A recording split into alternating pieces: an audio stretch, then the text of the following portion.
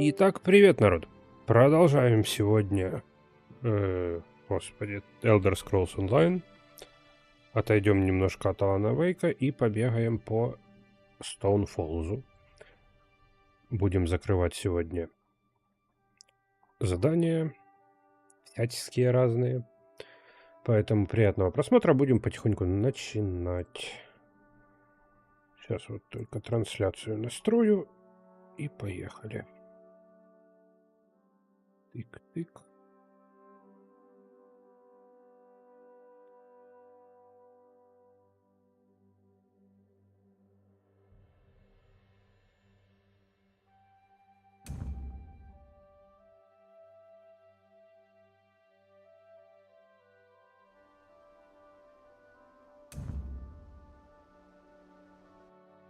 Я напомню, мы сюжетную кампанию Стоунфоллза прошли, и теперь будем выполнять важные места, или как они там называются, если честно, параллельно собирая осколки.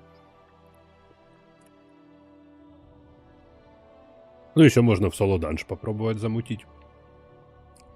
Это уже как пойдете.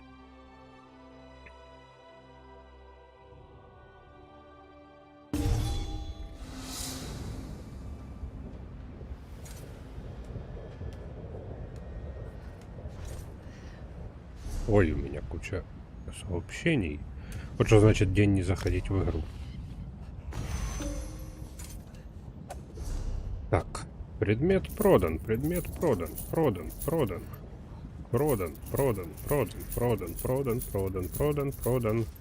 продан. Прекрасно, плюс 390 тысяч.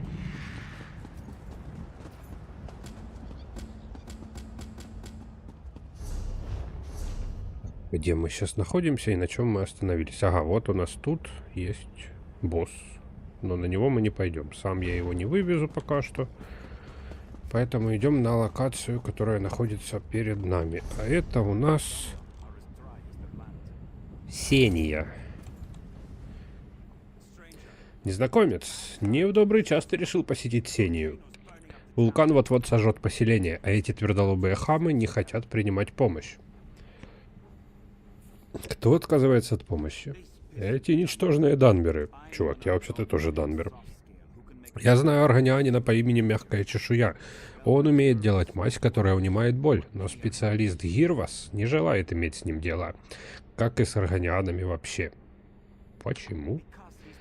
Потому что он самое упрямое создание, какое мне только встречалось. Ему нужно своими глазами увидеть, что органиане на его стороне. Если хочешь помочь, то добудь хитин шалков, чтобы сделать мазь. Убей шалков и принеси хитин органианину по имени Мягкая Чешуя. Он где-то в Сирении. Ну, пошлите. О, замочек.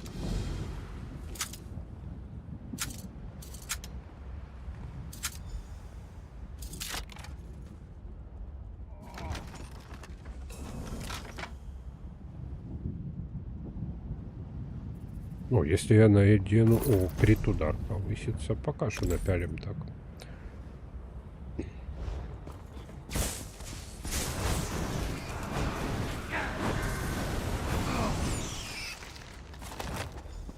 Хитинушка.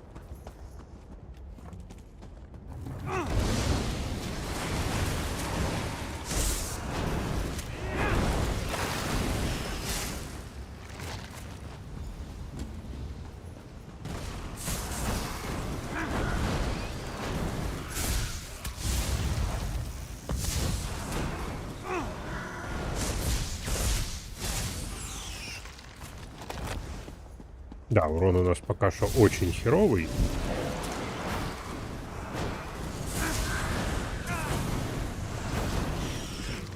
Но со временем он у нас вырастет. Я надеюсь. Хе-хе.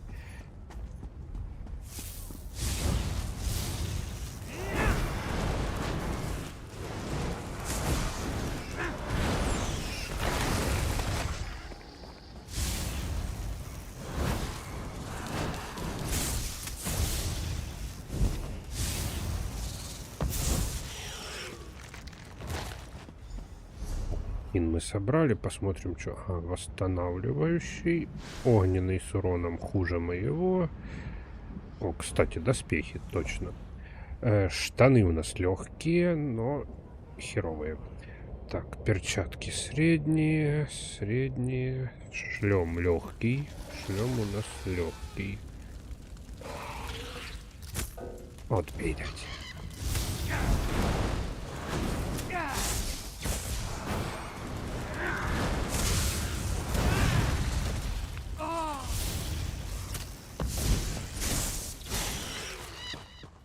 Заныкаемся тут. Шлем легкий, надеваем. Ой, какой красавчик. Так, средние перчатки, средние. Так, теперь средняя броня. Пояс у нас тяжелый, наручи средние. Вот как раз это нам надо. Но они слабее. Пиромятые сапоги средние, но тоже слабее. Тяжелые. Древние поножи хранителя не подходят. Тяжелый нагрудник.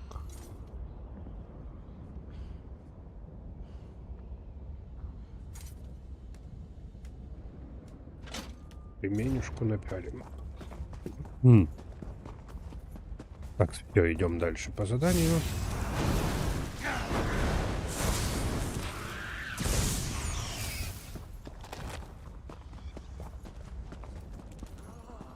Здорово, мужик. Ты не из Сении. На твоей чешуе сажа, и ты пахнешь дымом и огнем. Что привело тебя сюда? У меня есть для тебя кое-что, хитин. Я благодарен тебе. А теперь, пожалуйста, подожди, я приготовлю припарки для лечения ожогов раненых. Накладывать их придется тебе. Ну, конечно. Данмеры не доверяют органианам, особенно мне и моей сестре Покладке, которую зовут бродит среди пепла. Они боятся, что мы им навредим. А ты не из здешних мест. Вероятно, позволят тебе исцелить их раны. И все, просто вылечить. Не только. Специалист Гирвас, отправляйся... специалист Гирвас, отправляйся к нему, когда все сделаешь. Дай ему знать, что мы сделали эту мазь, чтобы помочь. Этим сейчас и займемся. Исцелите крестьян.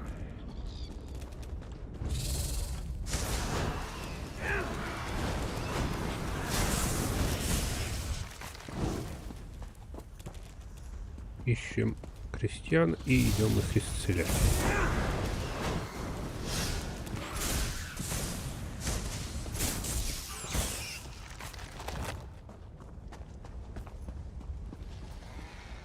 Блин. Ну ладно. Значит, спешим.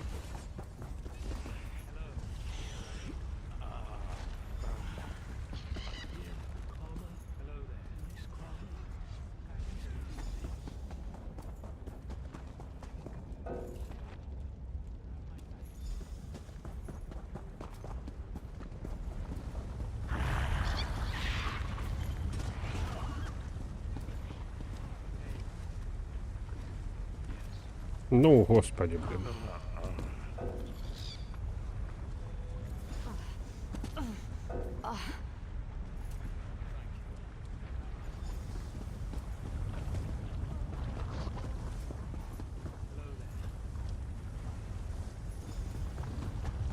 И теперь поговорим с Гирвасом.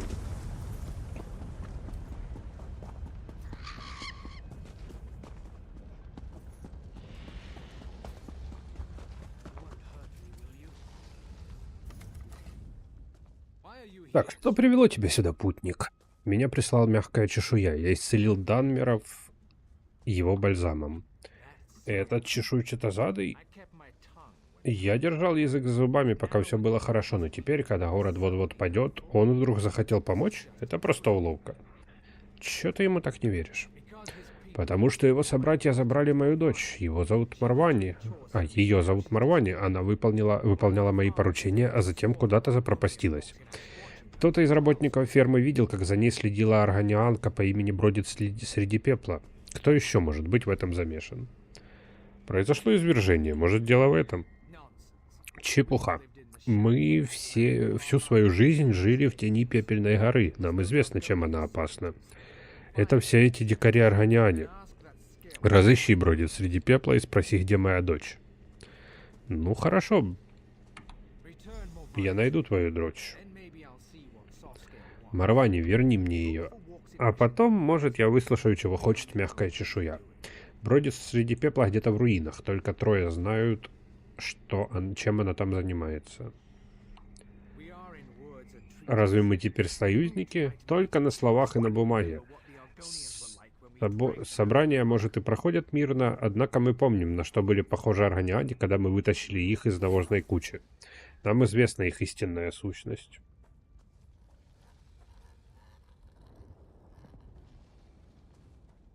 Так, разве вы не должны действовать вместе прямо сейчас? Сения в огне.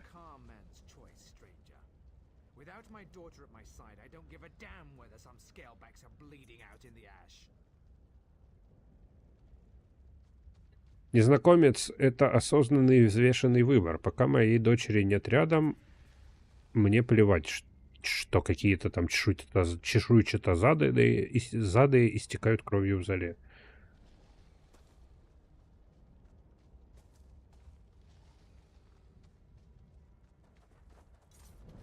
Ну хорошо.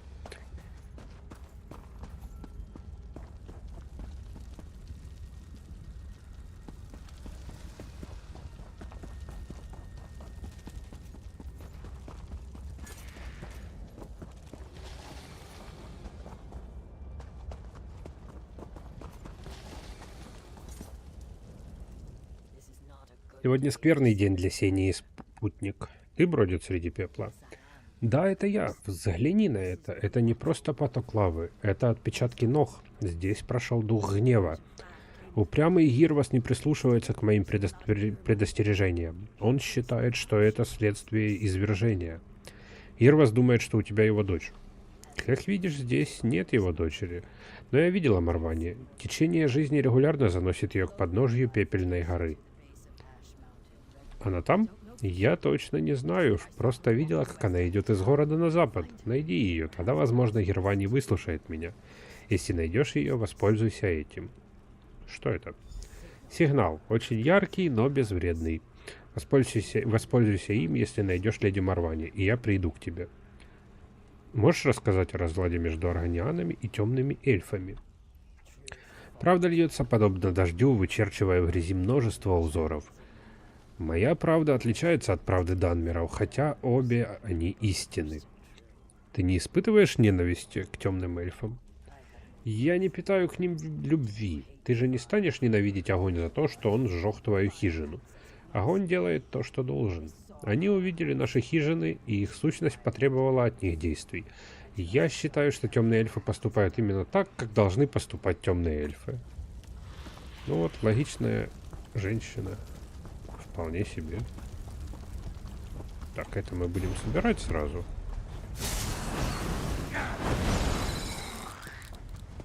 То нам пригодится.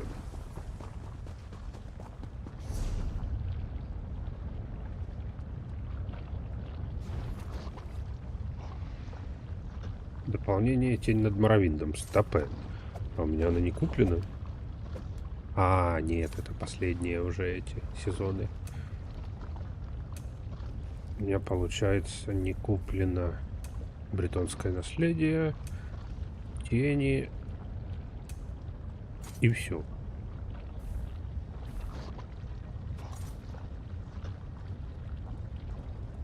Ну и хорошо.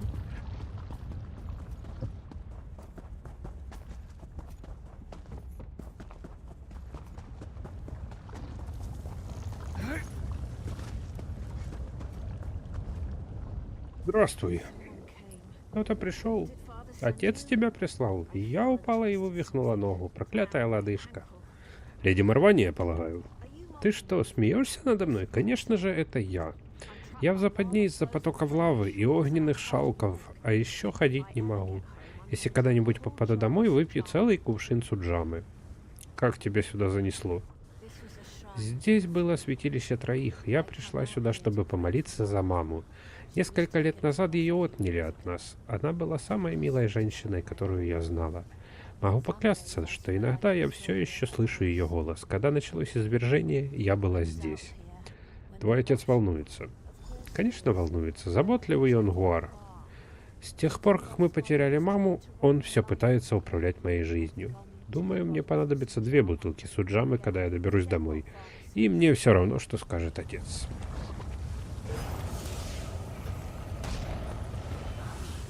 Ты нашел дитя Гирваса? Хорошо.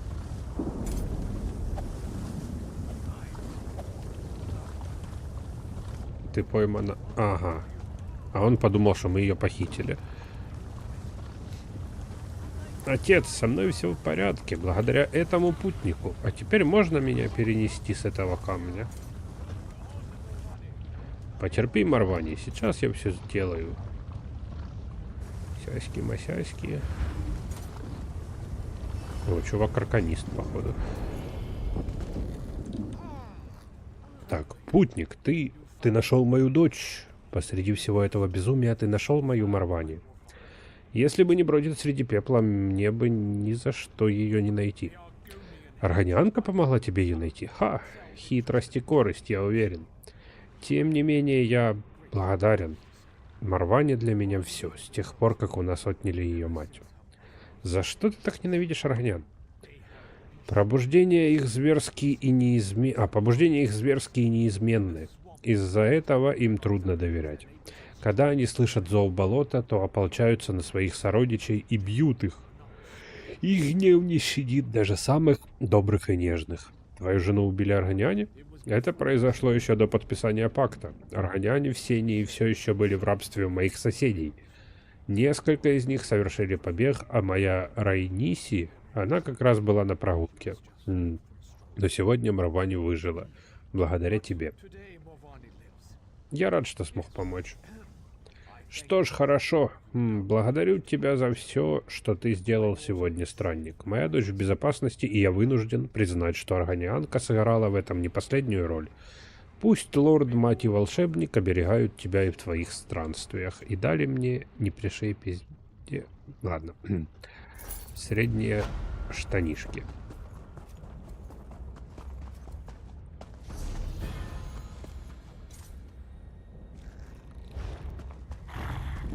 Город мы спасли, получается, да? Хорошо.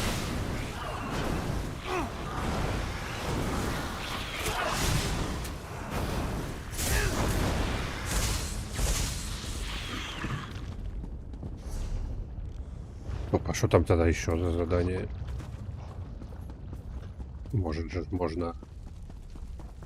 А, это же мы идем по следам, кстати, вот той херни скелетоподобной, которую мы ловили тогда в основной сюжетной линии этой ветки. Это типа надо было постепенно проходить. Прошу прощения, тебе не попадались на глаза Квама, может, к западу от города? Если попадались, не мог бы ты привести их к моей шахте? Нахера? Когда началось извержение, мои рабочие испугались и убежали. Теперь они нападают на любого, кто подойдет к ним слишком близко. Но вообще-то они пугливые, так что хорошая озвучка их должна успокоить. А чё, сам не соберешь? Да ты погляди на меня, я ранен. Просто сначала слегка нападаем, а потом подуй в этот свисток. Отлично, давай свисток. Ослабь их и подуй в свисток. Ну, погнали. Сделаем по-быстрому.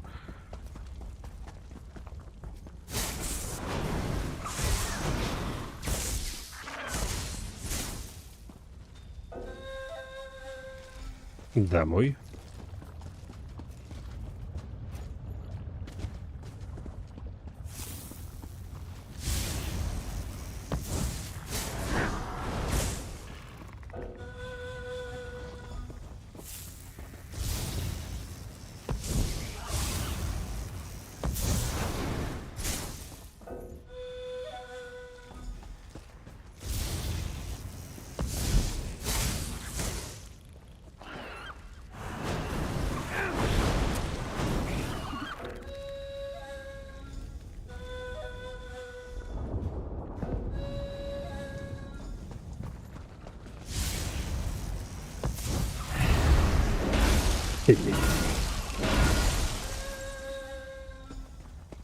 Так, а теперь надо поговорить с самим чуваком.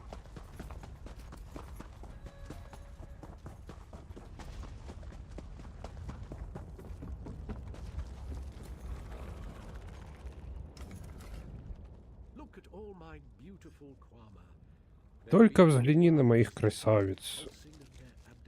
Понятно, короче.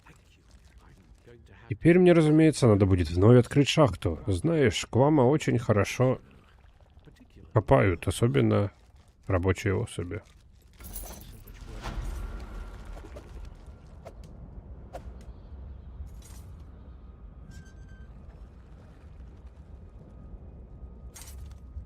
Так, ладно. Следующая локация у нас...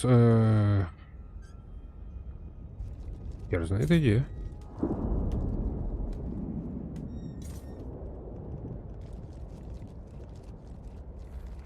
Харбор. Убежище.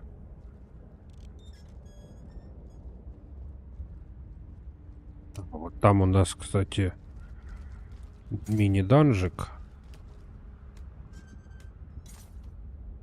И там же в нем то, что нам надо. Осколок. Поэтому идем туда.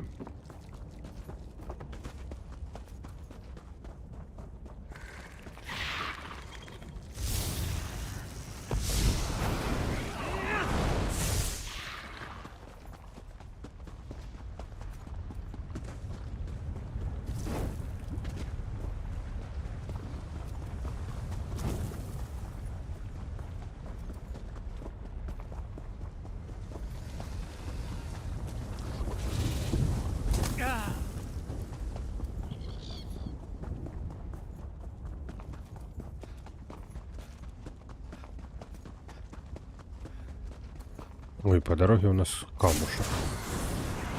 Как раз заберем, пусть будет хоть какой-то, а то с пустыми камушками вообще неинтересно играть.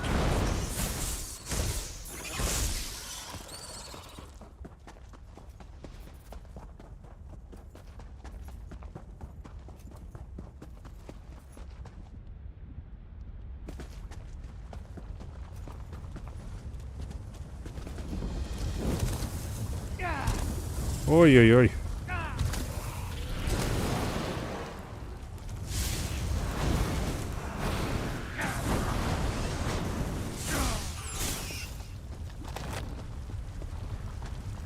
Камень леди. Увеличивает физическую и магическую сопротивляемость. Пусть пока будет такой камушек.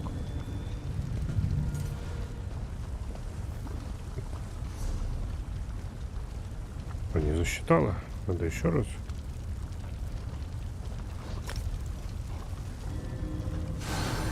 Вот. А что, побегаем так.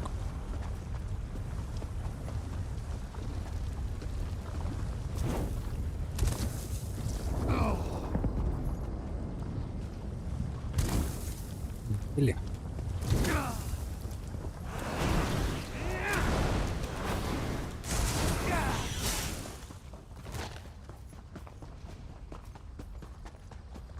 Тут у нас ремесленная мастерская.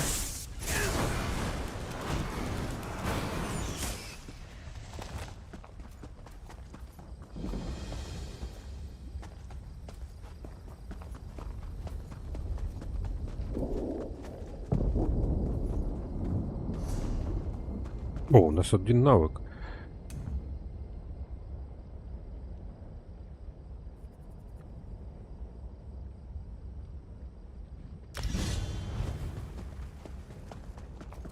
Что у нас там дальше? Дальше у нас оберег пустоты. Это у нас в легких доспехах. А зачем нам часть своего запаса мил, защитные запаса магии, защитный оберег? Ну, ладно. Все равно потом сбрасывать, так что пойдем по гайду пока.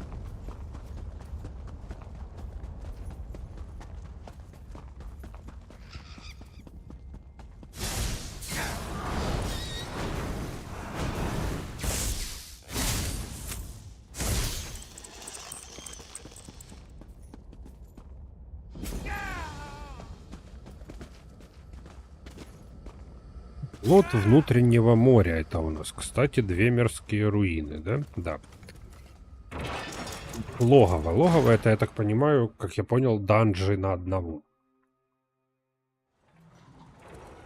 Ну, грубо говоря.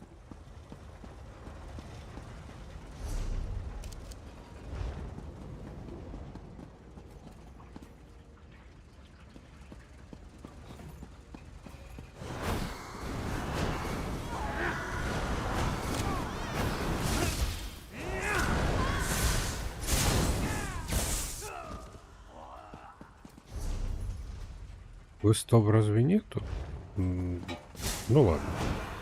Значит, просто забегаем, забираем камушек и уходим.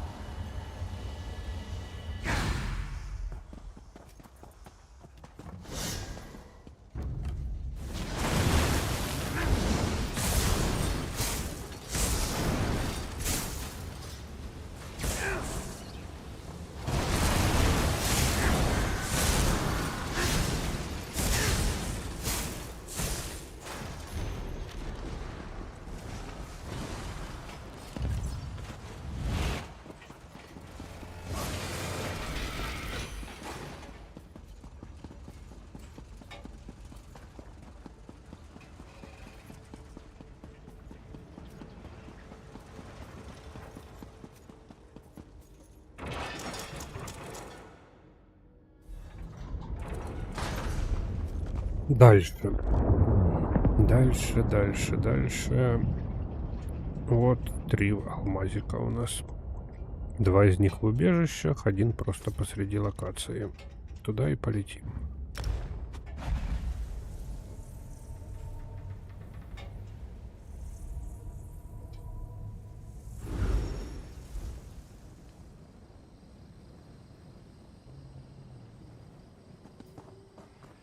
И по конях.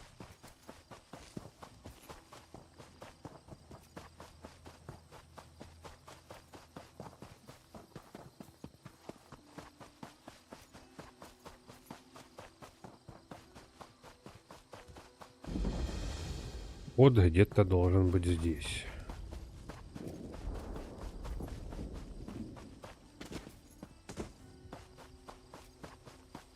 Только где?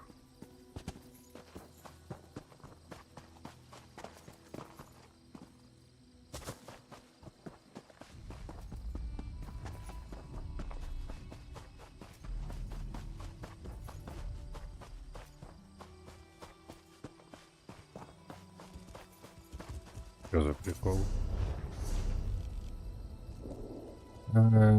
Так.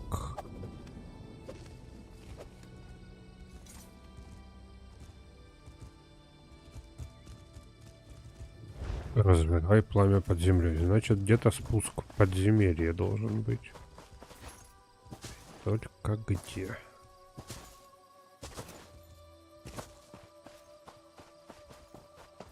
А, все, дошло.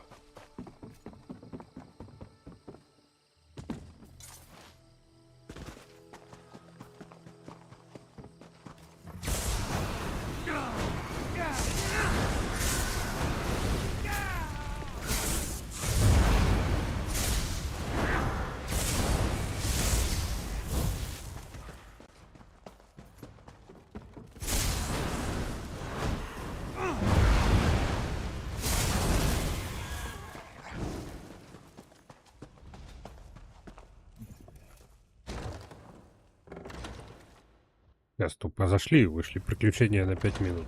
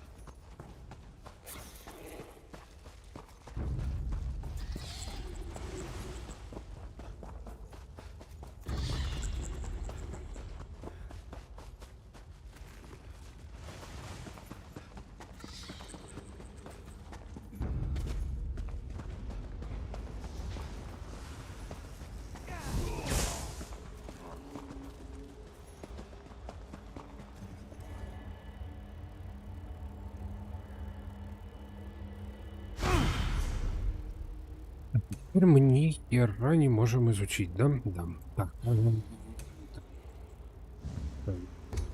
Никто не рекомендует менять, хотя странно.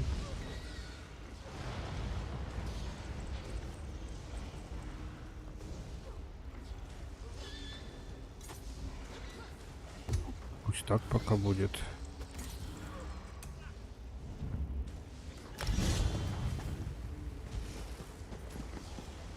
Ой, мама. Порядок.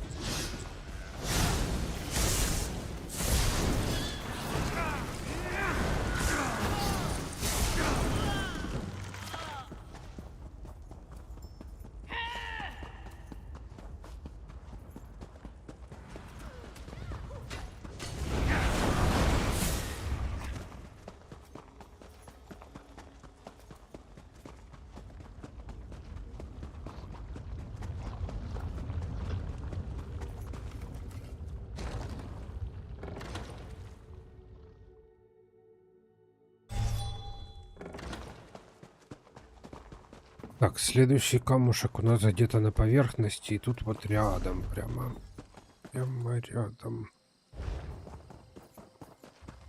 Ну или не на поверхности, но где-то рядом.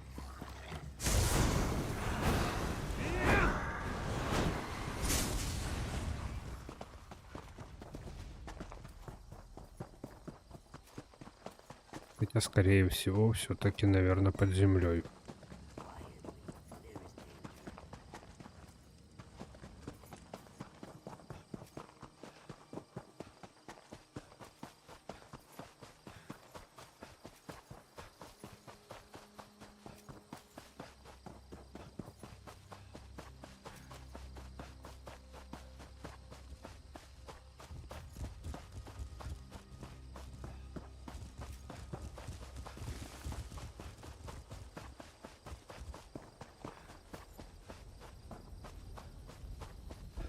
А не, вот он.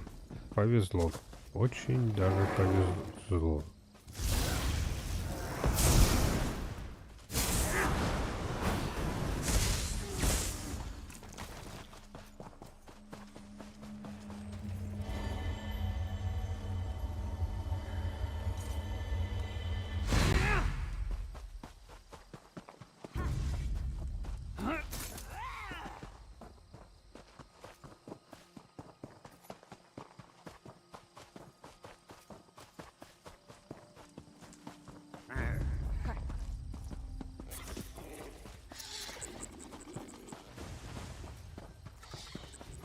Гнездо Мефалы. Вот туда нам надо.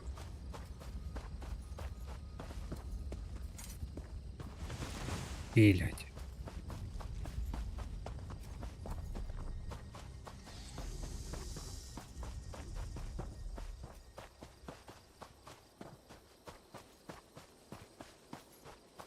Но есть подозрение, что это гнездо Мефалы у нас под землей все-таки.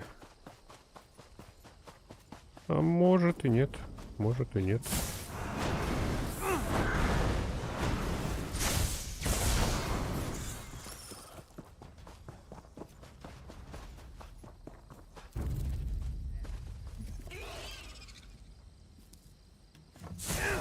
Кто напал?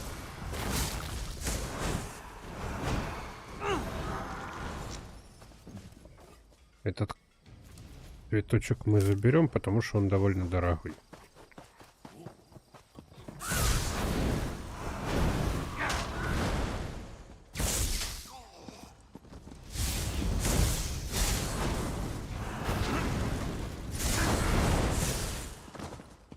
Вот у нас и гнездо Мефалы, где только спуск у него, вот он. Мефала, что-то знакомое, но не помню что. У нас очередной данж, мы его быстро пробегаем.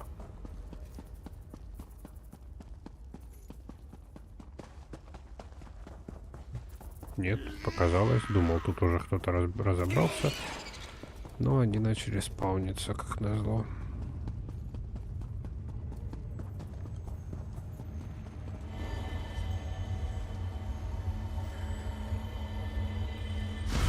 И уходим. О, книжечка.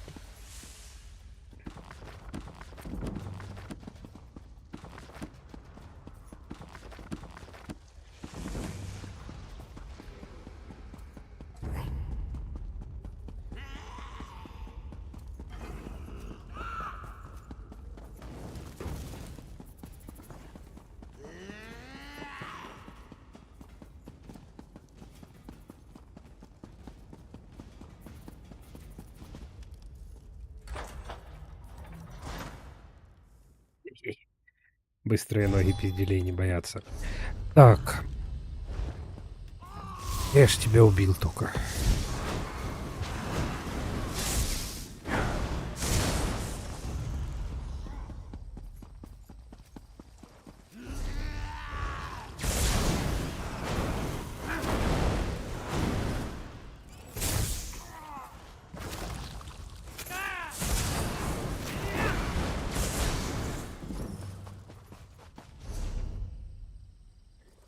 Так, теперь вот у нас Форт Аранд. Кстати, он у нас первый вообще в списке был.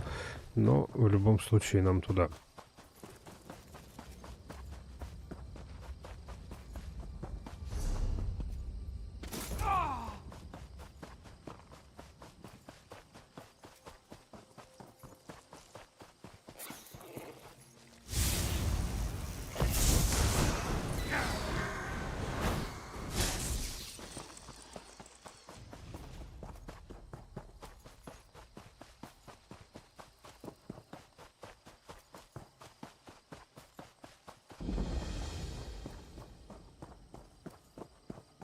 Здравствуй, сержант Тейла.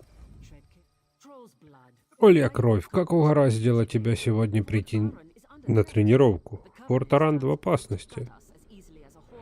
Ковенант готов выпустить нам кишки так же просто, как Хоркеру, греющему брюхо на солнцепёке. Боже, сколько этих аллегорий.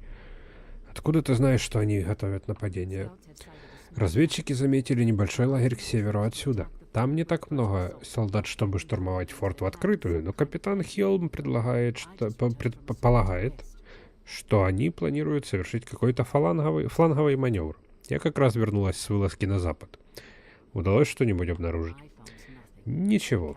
Капитан отправился на восток, и его уже довольно долго нет. Мне нужно оставаться здесь на тот случай, если он вернется.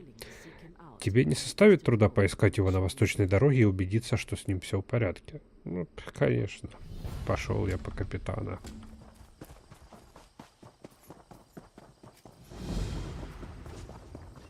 Сел не особо далеко, кстати. Блин, могла ему крикнуть просто. Незнакомец, не ожидал встретить здесь кого-то из наших. Тебе не попадались по дороге сюда солдаты Ковенанта? Меня прислала Эйла. Она ничего не выяснила. Проклятие.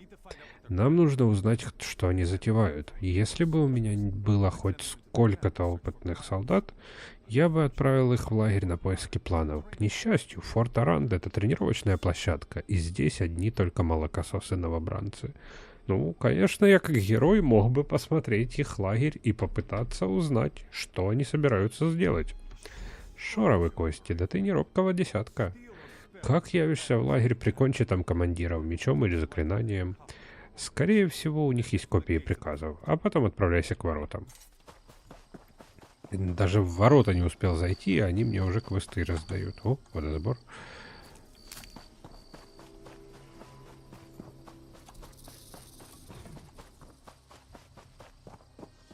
Так, ребята, где тут у вас капитаны? Кому давать трындюлей? Я еще и по стелсу проник.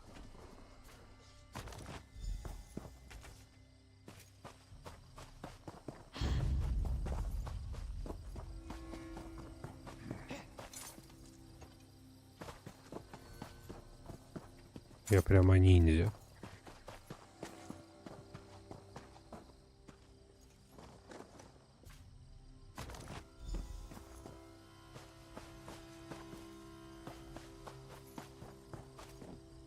Правда, следующий приказ, походу, придется махаться.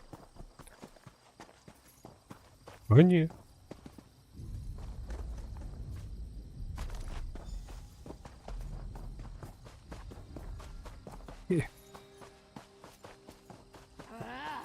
Не кричите.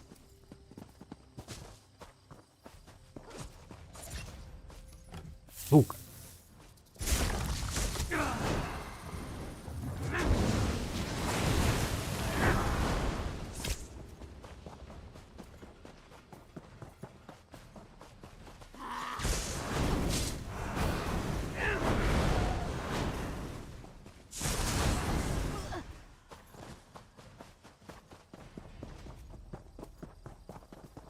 Да ладно. Капитан? Капитан Хьолм? Что произошло? Я не уверена. Я видела, как приближается капитан, а затем мою голову пронзила резкая боль. Мне кажется, что перед тем, как отрубиться, я слышала топот. Когда очнулась, он был уже мертв, а убийца исчез. В этих планах Ковенанта говорится про убийц, которые собираются проникнуть в форт. Убийцы. Нужно показать это капитану Ларри. Она находится в командном пункте, самом большом здании форта. Доложи ей, а я предупрежу остальных солдат в форте. Нам нужно, чтобы каждый был начеку и смотрел в оба. Блядь, я же отошел на 5 минут, господи.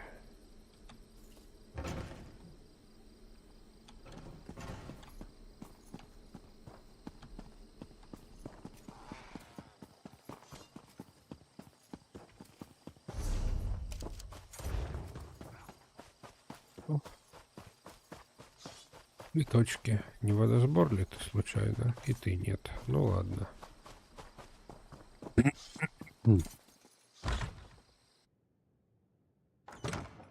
Книжечки.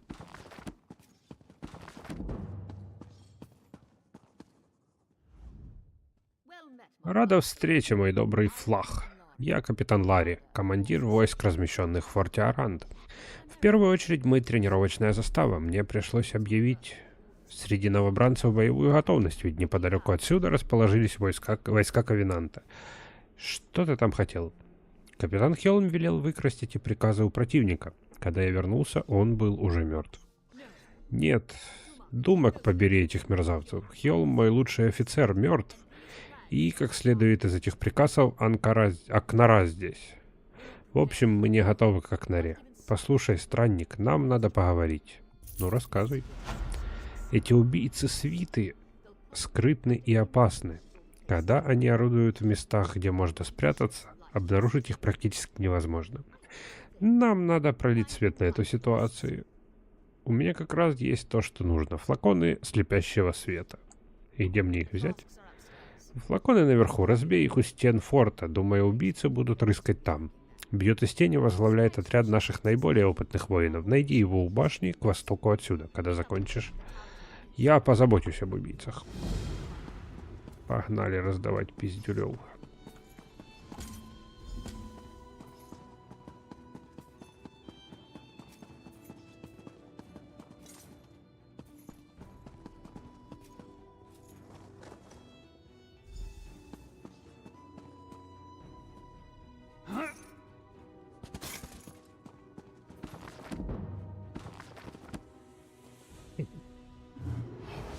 Эй, ладно, не буду влазить.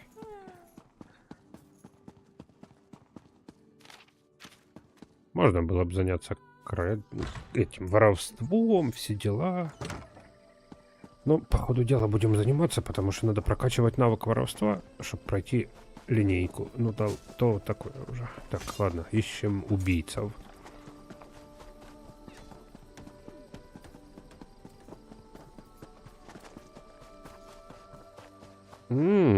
Тут, наверное, орудовал кто-то из убийц. Вот это поворот. Как неожиданно.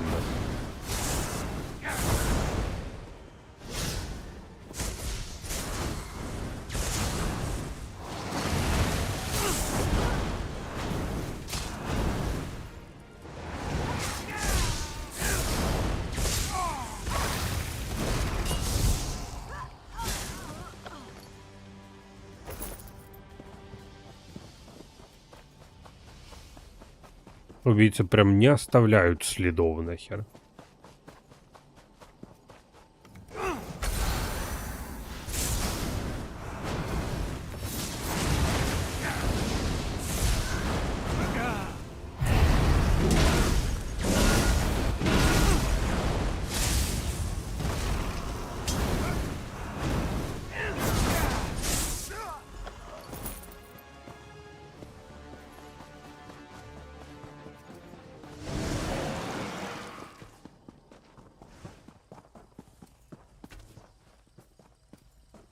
То есть это прям вот must-have умение для этих.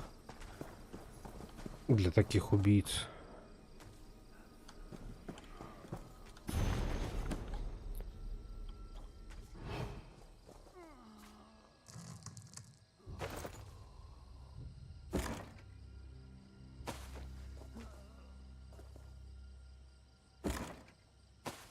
Так, объясню, зачем я краду. Если кому-то интересно. За счет продажи краденого мы будем поднимать уровень гильдии воров. Потому что задания в гильдии воров даются магическим образом только при повышении уровня гильдии воров. А это геморно.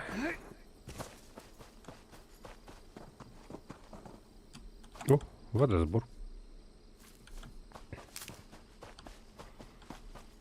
Или он не повышается, пока я не в гильдии воров. В общем, все сложно. Надо зайти будет в город поглядеть.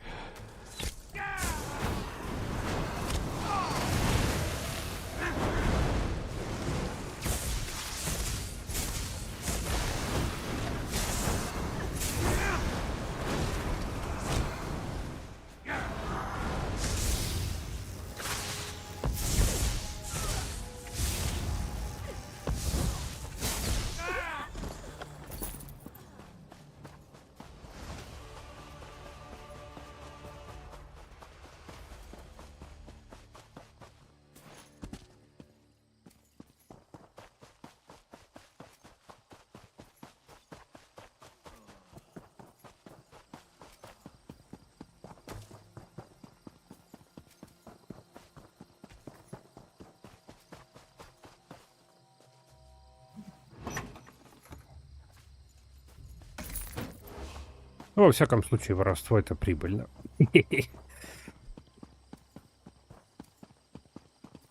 О, опять солдаты пакта.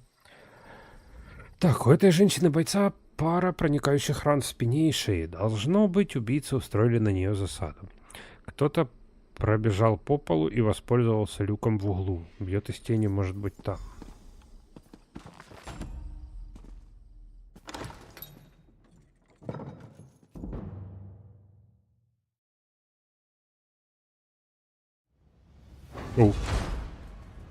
Понял, присел.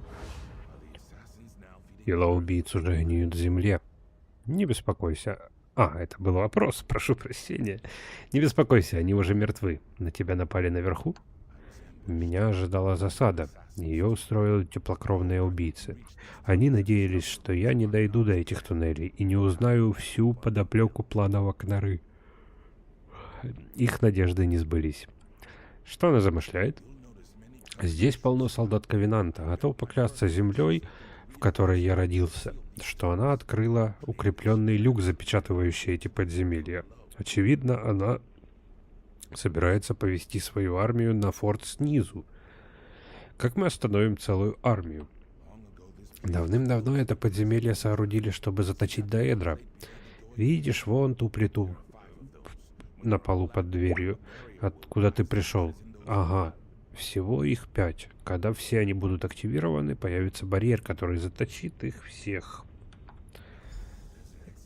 Ага, за плитой есть выход на поверхность.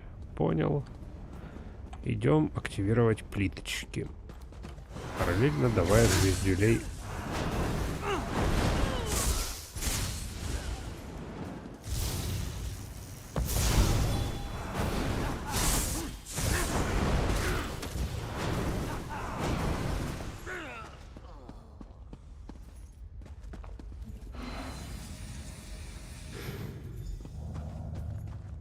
Это была вторая плита. А, ну да, по порядку вторая. Первую жен активирует.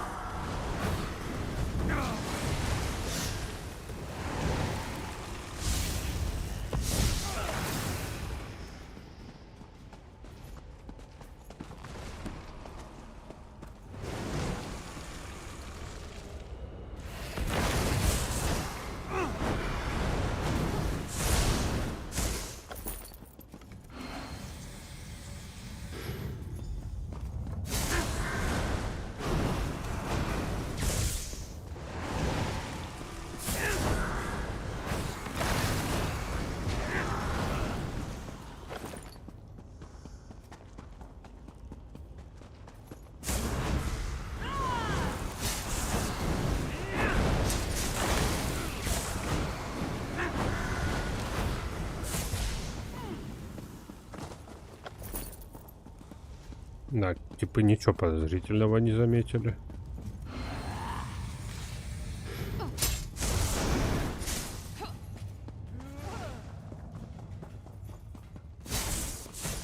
Ладно, раз уж вы все тут.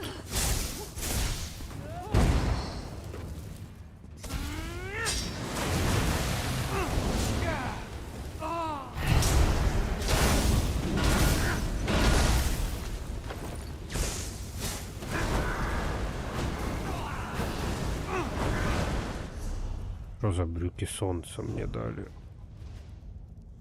Легкие доспехи. Наденем.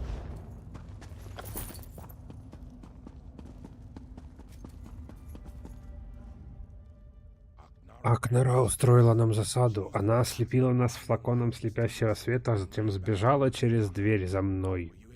Ты смог активировать плиты? Да.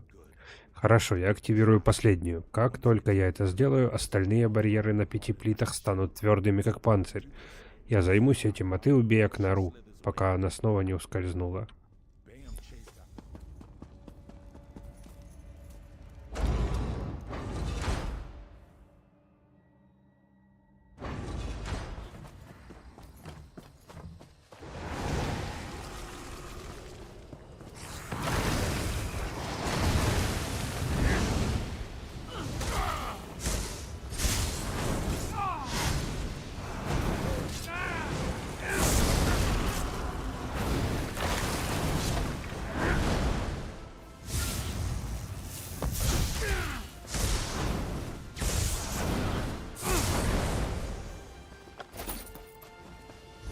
Так, остальные наплечники магии, средние нет.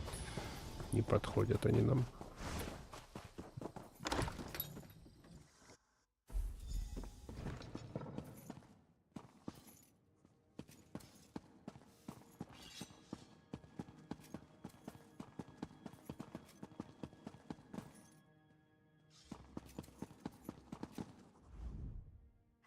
Ты казнил Анкару? Этот кусок нчоу. Анкара мертва. А, ну ты даешь флаг. Отлично сработано. Я сделаю все, чтобы твое имя прославилось в веках. А вот имя Акнары все забудут. Данмеры меняют историю под свои нужды. Я уничтожу все упоминания о ее здешних злодеяниях и сотру все записи об этой мерзкой убийце. Ой, хорошо. Спасибо. До свидания.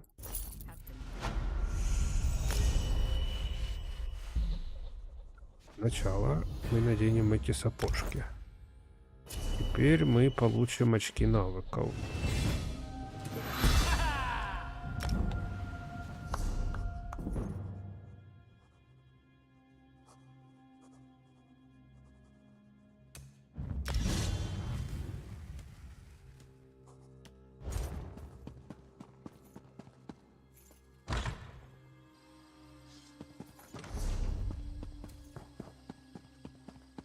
Так, а теперь бы мне слетать в Эбонхарт.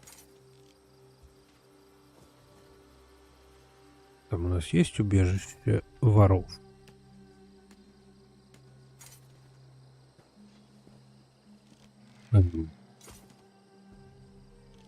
Вроде в любом городе есть убежище гильдии воров.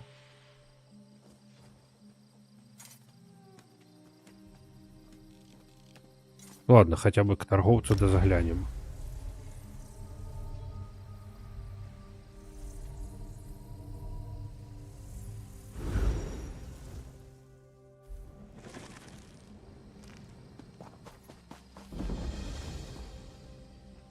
Так, торговцы, только человеки-торговцы мне надо.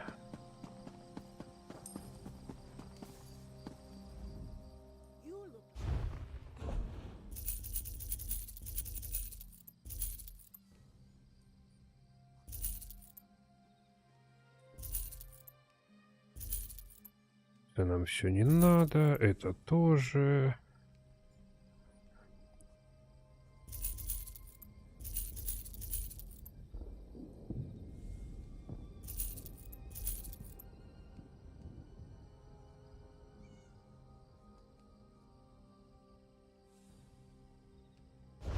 Все остальное на разбор. А где месленники? Где здесь? Ага, вот где-то тут слева.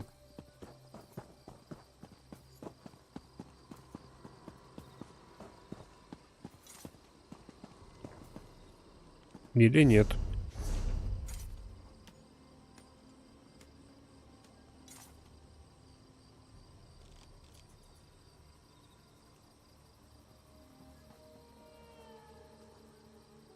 А, господи, они на самом выходе вообще из города.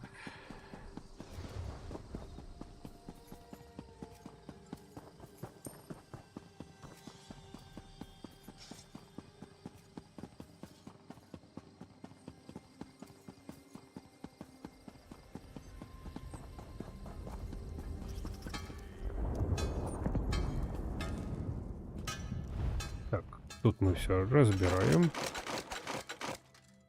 Нет, стоп, трейд изучаться надо поставить.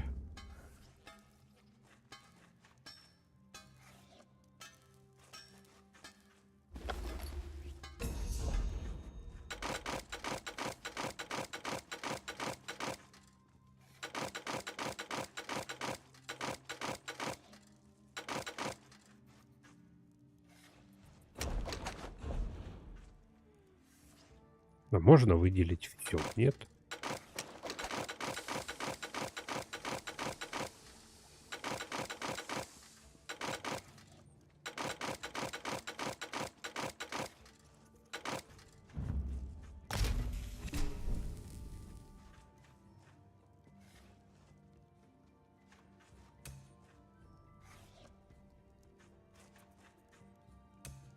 Основной у меня персонаж, вот он. И для него нету никаких трейтов здесь, поэтому остальное разбираем. Так, следующая. Кузница, кузница. Вот она.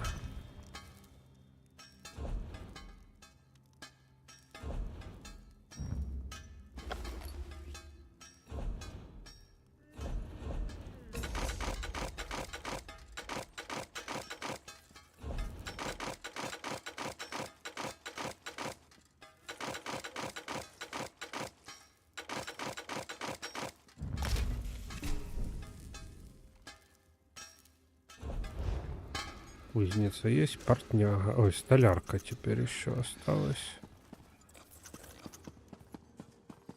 Бижу, мать, я так уже потом соберу. Разберу, точнее.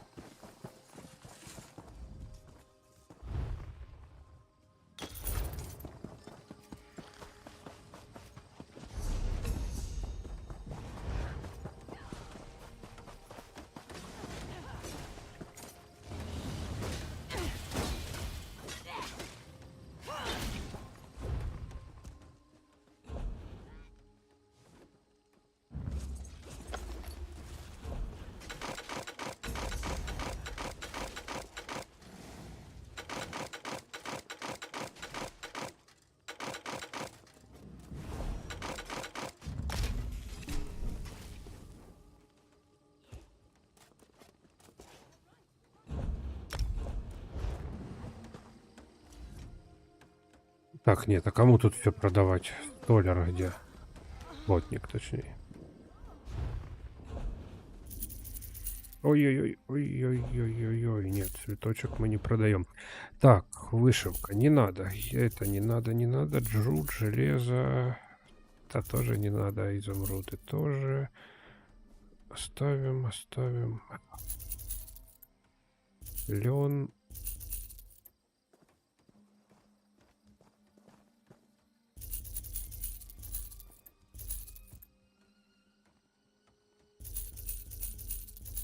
Так, тоже не надо. Так, хотя оставим.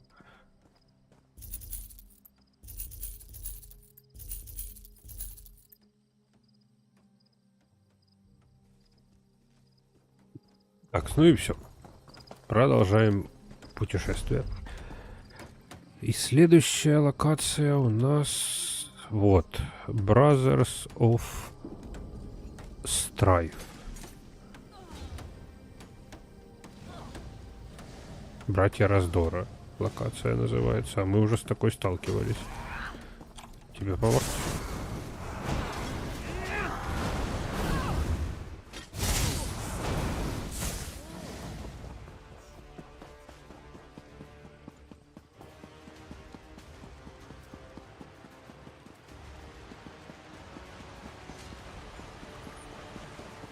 Так, надо не забывать, что мне некоторые некроманские скиллы все-таки вредят репутации. А то я как-то на расслабоне их так бью всех. Так, а как мне туда попасть? Наверное, с обратной стороны. Или нет? Или да? Ладно, зайдем с этой стороны, а потом будем смотреть.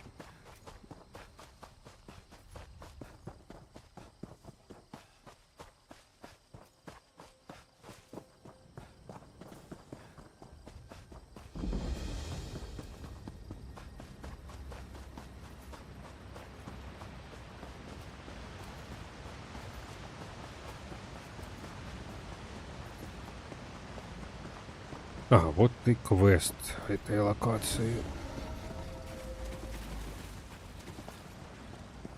Да? Ты кто такой? Честь тебе, чужеземец. Твое появление крайне удачно. Обстоятельства для меня сложились печальным образом, и твоя помощь мне бы очень пригодилась. Каким образом? Я уже несколько месяцев изучаю историю возникновения братьев Раздора. Эти руины великолепны, но они могут поведать нам лишь о немногом. Мне нужен храбрец, который отправится в прошлое и потом расскажет мне, что на самом деле произошло в тот день. Прошлое. Это как? Я проведу ритуалы, призову духов тех, кто был здесь в тот день.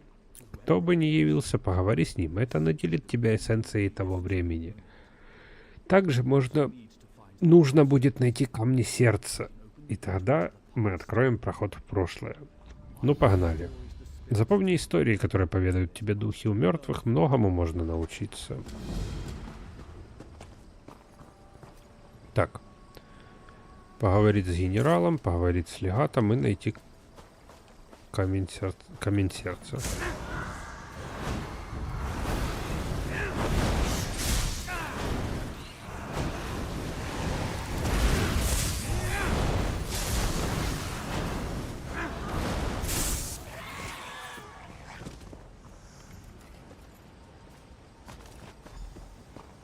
Раз камушек.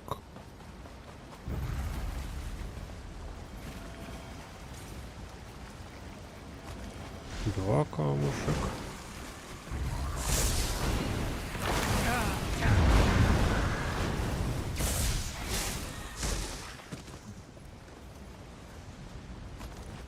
Три камушек.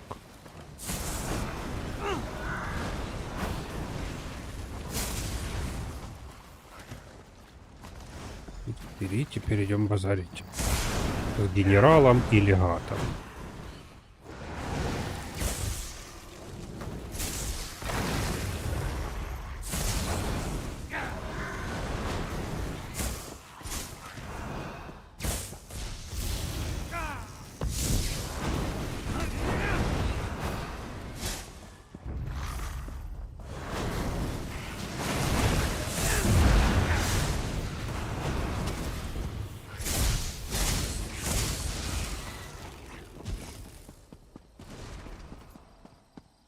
Так, ты у нас легат.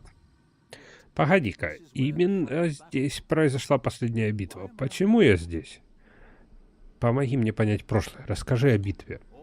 Всю свою жизнь я сражался за каймеров, бился с двемерами и выдворил твари из пепельных земель, пока на горизонте не замаячила более великая напасть.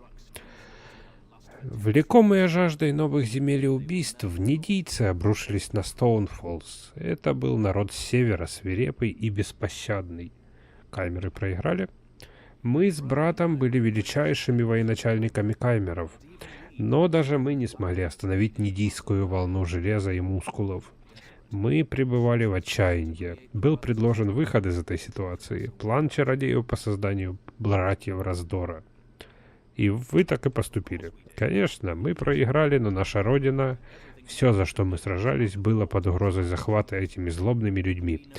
Мира с нидийцами не могло быть. Я стал одним из братьев Раздора, чтобы послужить своему народу. Спасибо, чувак.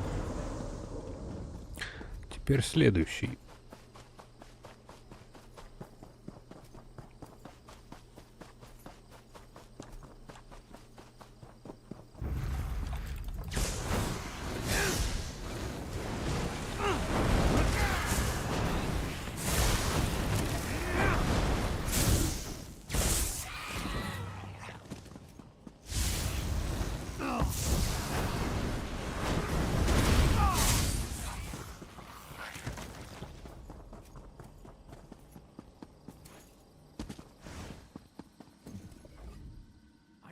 Мне знакомо это место. Много лет назад мы вступили здесь в нашу последнюю битву. Но все закончилось. Зачем я здесь? Зачем меня призвали? Помоги мне все понять. Расскажи о своей последней битве. Мы отступили, ушли из форта в крепость. Целые роты полегли, защищая наш народ. Дидийцы осаждали города и жгли фермы. Наши чародеи разработали план, и мы заманили людей сюда. И что же ты сделал? Мы прочертили линию в пепле, и в этом храме объявили, что дальше не отступим. Мои солдаты удерживали линию в том русле внизу, пока мы с Садалом приносили жертву. Мы стали братьями раздора, и братьями мы закончили эту войну. Спасибо, чувак. Высоко. О, не, нормально. Думал, будет больнее.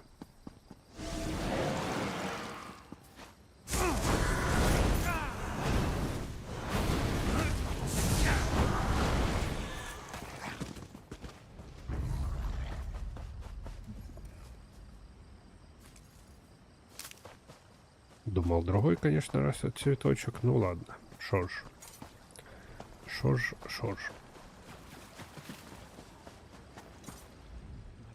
Ты поговорил с духами. Что же тебе удалось узнать? Да, там было два командира. Они говорили о битве и жертве. Генерал Балрет и легат Сидал. Мои расчеты оказались верны, а меньшего я не ожидал.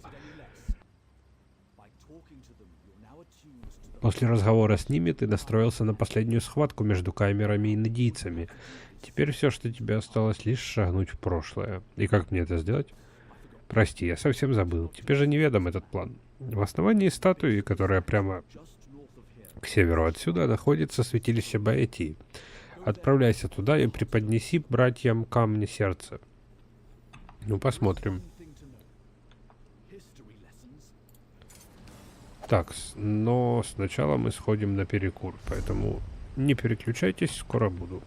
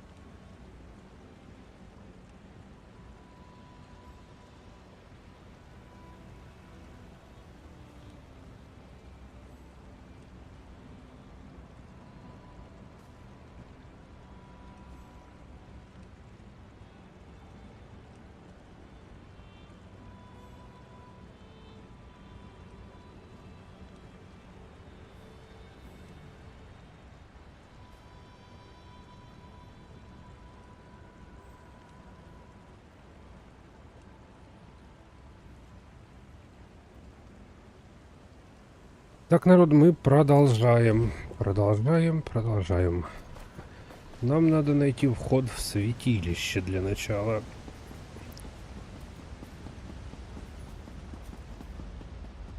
Здорово, мужики.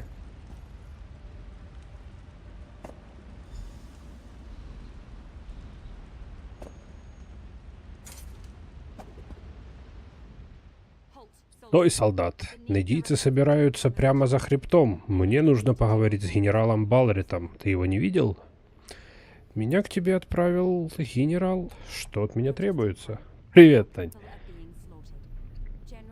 Ты как раз вовремя. Наш народ безжалостно истребляют. Генералу Балрету нужно подготовиться у алтаря. Нам предстоит весьма грязное дело. Пора показать этим дикарям, что не стоит переходить дорогу каймерам. Ура, нахуй! Сочувствую, чувак, сочувствую. Кровь за кровь, их жестокость требует расплаты. Солдат, ты готов начать? Погнали нах. Уничтожь бойцов-недийцев, пусть река окрасится их кровью, а трофеями станут их сердца. Фу, как жестоко. Когда пройдешь смертельным тайфуном по всей линии фронта, заставь вождя недийцев заплатить сполна. Мы, каймеры, уже достаточно настрадались. Теперь очередь врага. Мне нужно убить одного из их военачальников? Именно так. Вождя недийцев зовут Орнскар. Господи. Убей ее и вырежи сердце. Затем отправляйся с этим подношением к ритуальному алтарю в центре храма. Мы будем ждать. Окей. У меня со светом трошки попроще. Мне не выключали.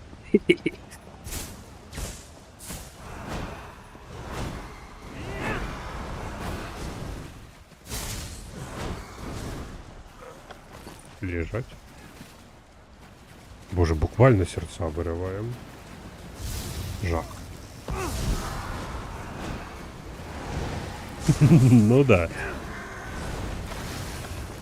Не, ну как я понял, типа, если бы отключать, то не холодно, не жарко от этого отключения было остальным.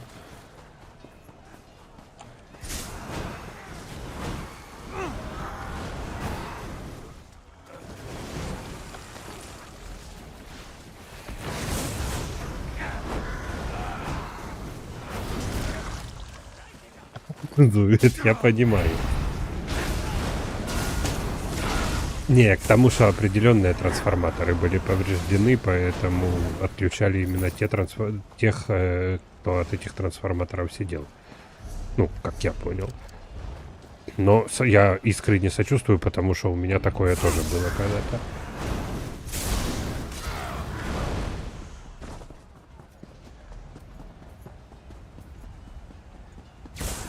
Вот и вождь.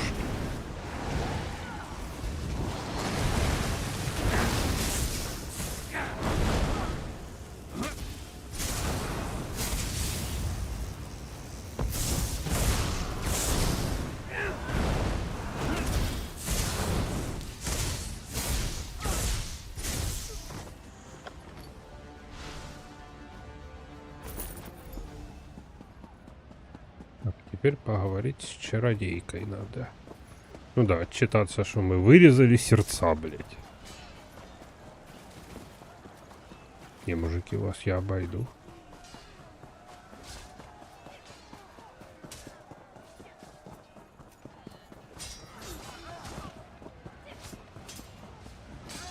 Да-да.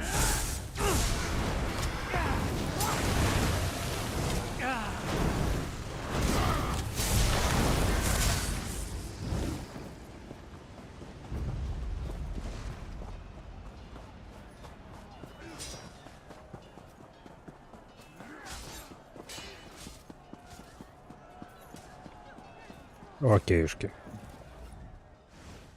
Так, слава тебе, солдат! Я заберу кровавые подношения и подготовлю их для ритуала. Ты готов к следующему шагу? Да, что нужно сделать дальше? Убей Даэдра в руинах неподалеку. Забери у них то, что нам нужно. Я сделаю все, как ты скажешь. Мы забираем эссенцию этих Даэдра. Поговори со служителем, они знают, как их призвать. Угу.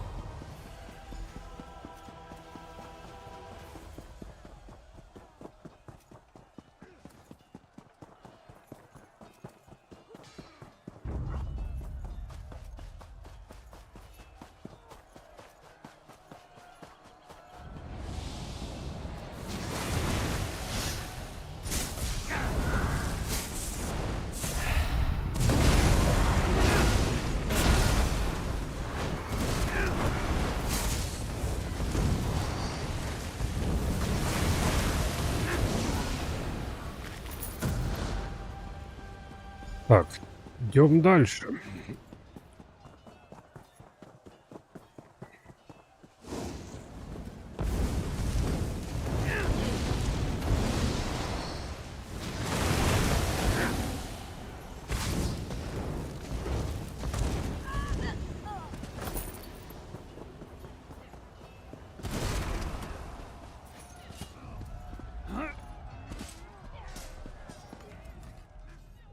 Солдат, я не знаю, смогу ли все это пережить. Эти чародеи слишком много от меня хотят. Фактически всего. Что они тебе сказали? Они создали заклятие, чтобы наполнить нас чистой энергией стихии. Настолько сильной, что наши враги не смогут устоять. Чего они не сказали, так это того, что станется с нами. Останемся ли мы с братом существовать или превратимся в монстров разрушения? Ты готов? Да, это мой долг. Интересно, как будет выглядеть через призму истории весь этот день, когда наш народ станет на нем вспоминать? Ну, чувак, я тебя разочарую. Ладно. Мы с Седалом готовы принести жертву. Что от меня надо? У нас совсем мало времени. Надийцы вот-вот прорвут оборону, но мы с Садалом спасем наш город, наш народ. И нас будут помнить вечно. Ох, блядь, чуваки, вы не представляете. Жьем.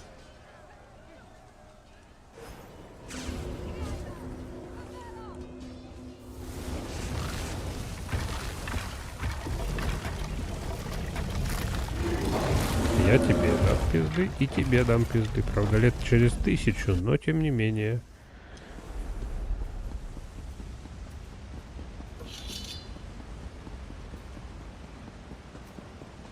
Здорово. Ты вернулся? Что тебе удалось узнать? Я видел рождение братьев. Они использовали в ритуале эссенцию Даэдра и кровь надийцев. Кровь надийцев. Следовало догадаться. Каймеры возомнили себя богами. Загнанные в угол, они обратились к темным ритуалам. Это было опасное волшебство. Мне нужно это обдумать. И все же я благодарен. У тебя все получилось. Спасибо. Так, а что у нас там по преобразованию могильника? Ага, ничего, я понял. Посох разрушения в стихийной преграде. А, это уже морф. Так, итак, у нас следующая локация. Следующая локация у нас... А, самый Банхард. Ёлки-палки, я за него забыл.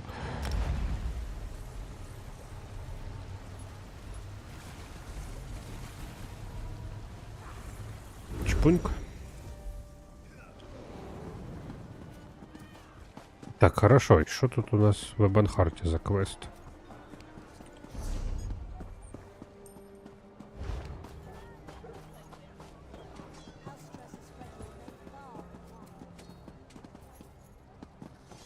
Ну-ка.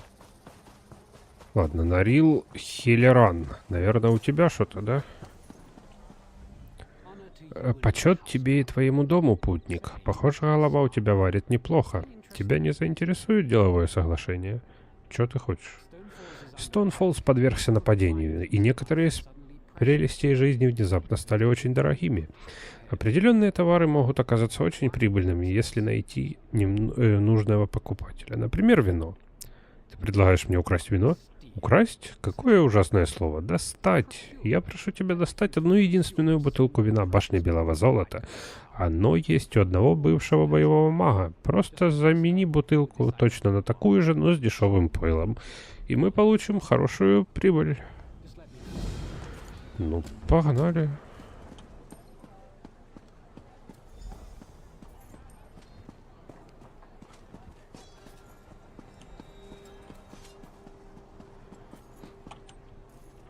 Вряд ли это, конечно, задание локации. Ну да ладно. Так, мой господин, станцевать для тебя? Не, спасибо. Что ты можешь рассказать мне о своей хозяйке? Леди Федраса? Вообще-то она мне безразлична, но в абонитовой фляге хорошо платят. Иначе мы с Амилом давно бы уже уволились. слишком раздражительна. Говорят, стала такой нервной после Атакавирской войны. Ее пугают самые неожиданные вещи. Например, ящерицы. Ящерицы — это хорошо. Так, хочешь во что-нибудь сыграть? Что ты можешь рассказать о хозяйке? Я не питаю к ней ненависти, но и особой любви между ночными бабочками и Федрасой не наблюдается. Она считает нас вынужденным злом. Да она даже не пользуется нашими талантами. Так, к тому же она чудовищно раздражительна. Думаю, на войне ей изрядно досталось от взрывов огненных шаров. И она до сих пор ненавидит громкий шум. Так, короче, нам либо громкий звук, либо ящерки.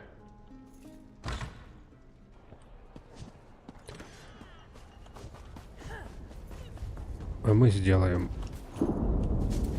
что-то. Например, громкий звук.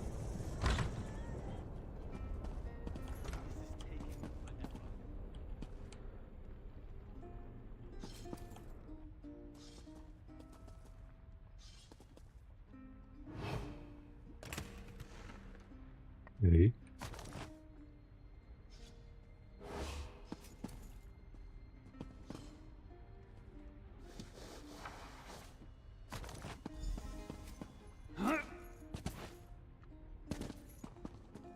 И кто такой? Господи, что ты тут ходишь?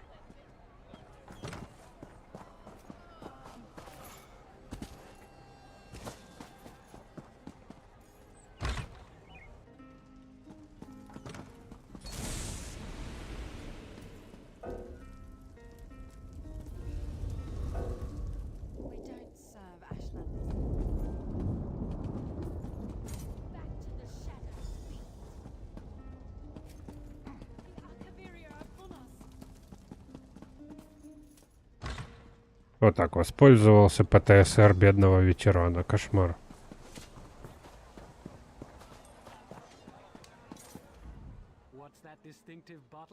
Ну, это заприметная бутылка торчит у тебя из сумки. То, что нужно у меня. Отличная работа. Ну да, как я и говорил, это не тот квест, который мы ищем.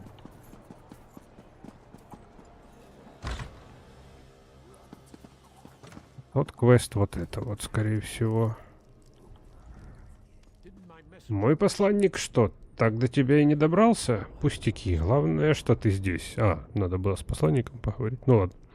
Что произошло? К западу от моего города высадилось войско Ковенанты. Им командует беспощадная Александра Канелли. Она получает приказы непосредственно от генерала Сириена. Ну да, это мы уже убили Александру. Скорее всего, это просто мы должны были раньше это выполнить. Если Эбонхарт не объединится, Ковенант возьмет город. Потому что Эбонхартом правим мы, дом Дресс. И мы не пользуемся особой любовью даже у собратьев Данмеров. Я хочу, чтобы ты обошел Арганиан, Нордов и Данмеров в городе Эбонхарт. Убеди их забыть о распрях, пока войска Ковенанта не пошли в наступление. Хорошо. Примечание: поговорить с ним. Почему? Что мне нужно знать о положении? Помимо того, что никто не хочет сотрудничать, у каждой расы свои причины. О ком ты хочешь узнать? Ну давай начнем с Арганиан. Хотел бы я знать, на что они жалуются. Они отказываются говорить с нами. Я даже ходил поговорить с их главой. Ее зовут Заша Джа. Она обвинила меня в том, что я замышляю убить какое-то дерево. Делать мне больше нечего. Окей, что с нордами?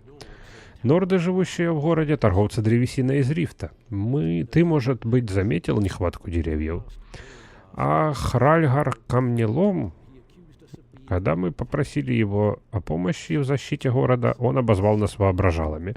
Полагаю, в Скайриме оскорбление — это оскорбление, и, по-моему, он был пьян. Окей, а чё по темным эльфам? Наш народ любит сражаться. Это у нас в крови. Мы сражаемся за землю просто, чтобы выжить. Лишь природные преимущества Данмеров позволяют нам процветать в этой пустоши. Но в последнее время боевой дух нашего народа подорван. Даже адепт Силдрас в храме трибунала ожидает поражения. Короче, понятно, всех успокоить надо.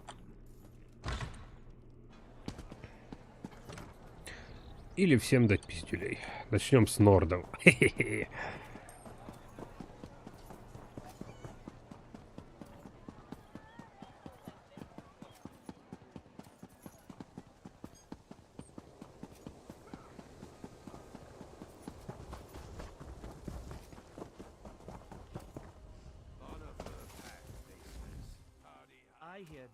Не с тобой я хотел поговорить. Так, очередной воображала. Чего тебе нужно, эльф? Пришел пожаловаться на Дагерфольцу? Иди прячься к матери под юбку, а не к нордам. Вас попросили помочь в битве с солдатами Ковенанта? Ну да, эти молокососы причалили к тому здоровенному желтому дереву на западе. А теперь дрессы заволновались, забегали. Ой, спасите нас, большие сильные норды. Воображалы они все до единого. Думают, что норды только для того и созданы, чтобы спасать эльфийские задницы. Что если нападут на солдаты? Что если солдаты нападут на Эбонхард? Пусть подходят, мы не злокрысничаем от схватки. Когда на нас нападают, сражаемся. Бьюсь об заклад, ты думаешь, что мы должны бы сражаться за весь пакт? Хорошо. Докажи, что у них есть хребет. Посмотрим, сможешь ли ты побить 3 моих бойцов и сделать это по-нордски.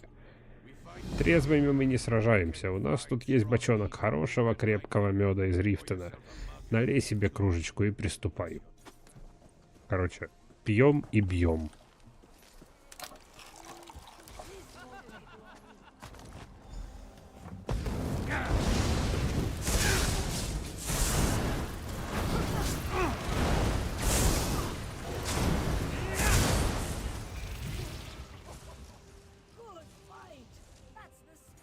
Так.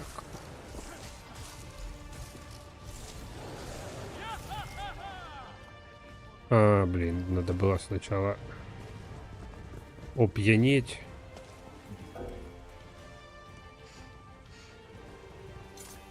Ну, дайте мне взять бухла.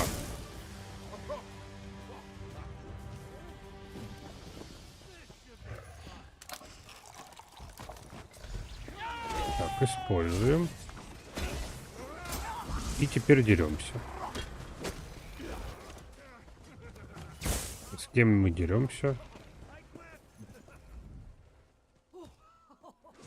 Ну.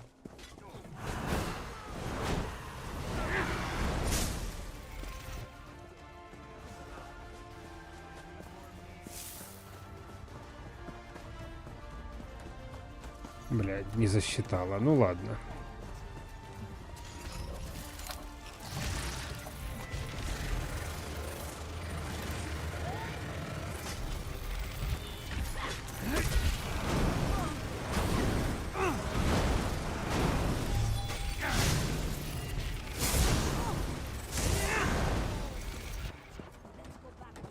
Вот охранника повозок забаговала победить. Сука.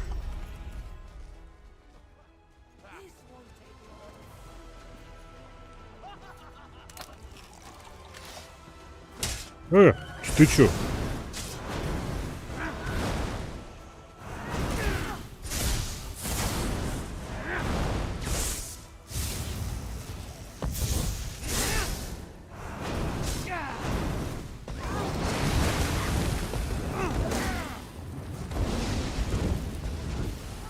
Вот так вот. Да, что ж, признаю, не так уж ты и плох. Ты защитишь остальную часть города? Я же сказал, я свое слово держу. Надеюсь, остальной пакт сражается так же, как ты, а не как тот молокосос Урану. Кто-кто? Равил Урану, Данмер, который был тут до тебя. Он все просил нас продать ему древесину. Хотел, чтобы мы ушли из города. Я говорю ему, нет, у нас контракт. Так он предложил двойную цену. Никто не платит за дерево такие деньги. Даже за славные ели из рифта. Вот злокрыс. Почему он хотел, чтобы ты ушел? Не знаю, да, я и не спрашивал. Тухлятина от его слов несло. Пока мы говорили, он все озирался, искал, какую бы щель просочиться. Аж пыхтел. Ребята прогнали его отсюда, слегка настучал по голове. С тех пор больше он не приходил. Да уж, подозрительно. Точно. Из-за подобных вещей мы держимся особняком в эльфийских землях, а еще из-за плохой еды. Так или иначе, ты прав. Скажи этому выскочке Отралу, что мы будем драться. А так, как-нибудь еще заходи выпить. Обязательно, братан. Обязательно. Так, теперь идем убеждать темных эльфов.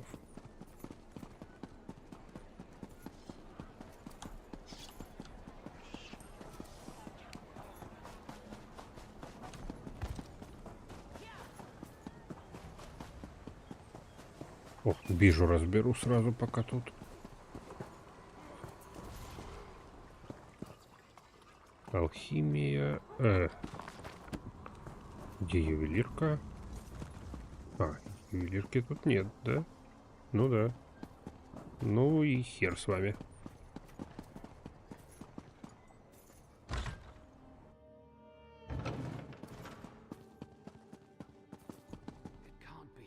Здорово, мужик.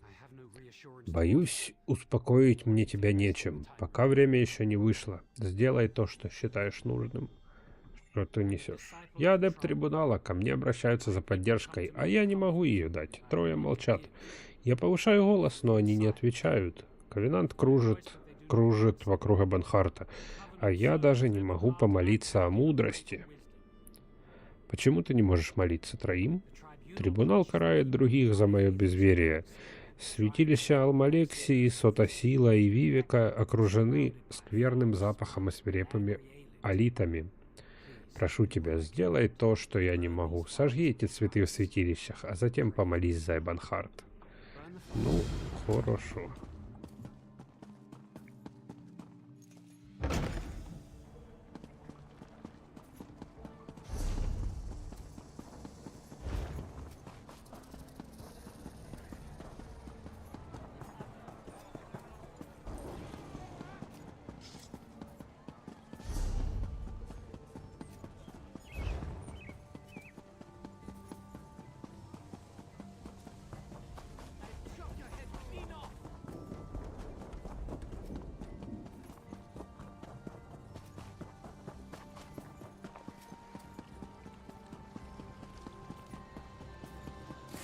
Вот и святилище.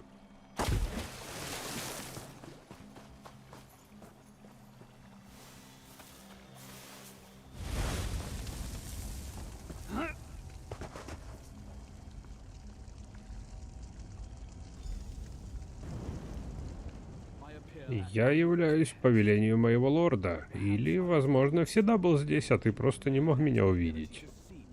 Адепт Силдрас не понимает, почему трибунал безмолвствует.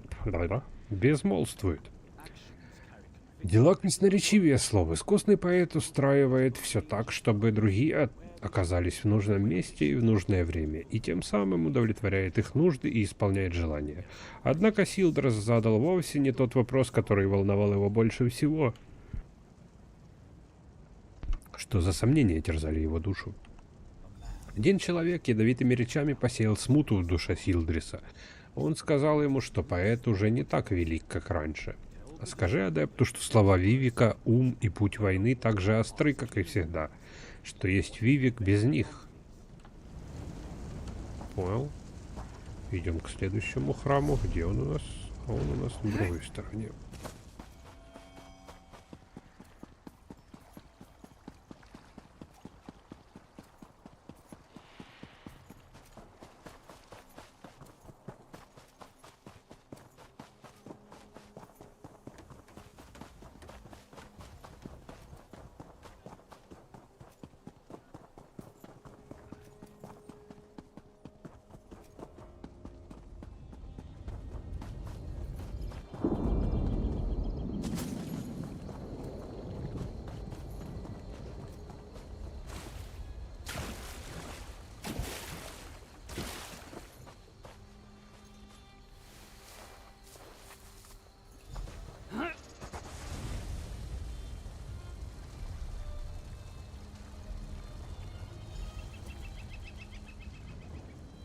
Моя госпожа Алмалексия поручает тебе доставить послание адепту. Что за послание? Трибунал не оставляет свой народ. Как родители оберегают своих детей от опасностей, которых те не осознают, так и трое оберегают Данмера от угроз, находящихся за пределами их познаний. Что-нибудь еще? Скажи ему, что моя госпожа не забывает о его сомнениях и страхах.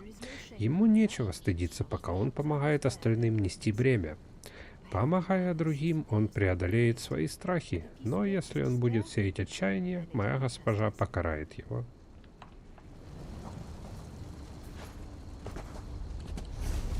Какие радикальные. Так, теперь за город. Может, на коне быстрее будет.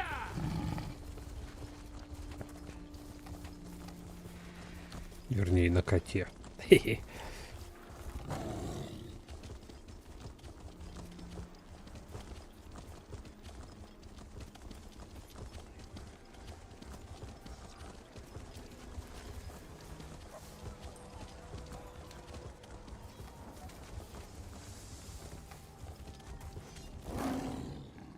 Ой.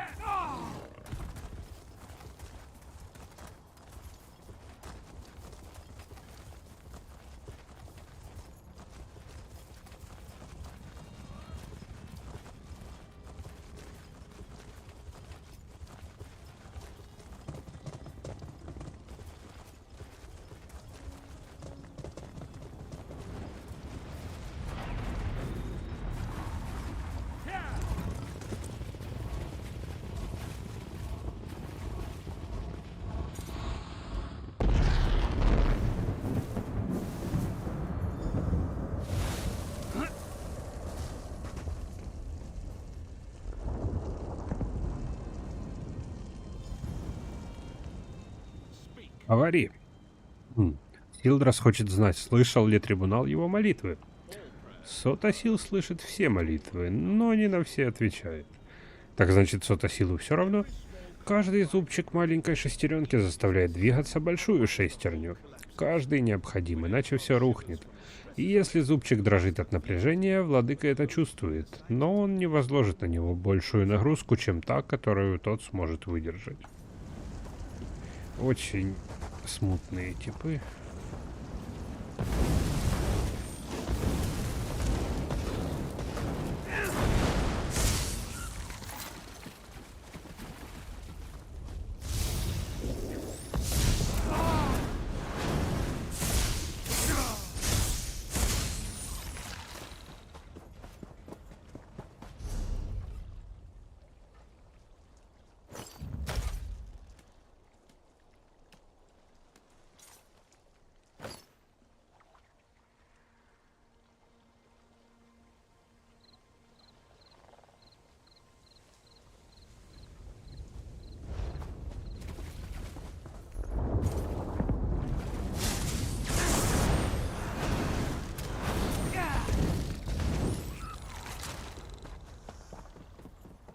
Ладно, возвращаемся к тому типу, а то крабов я тут могу полдня мочить.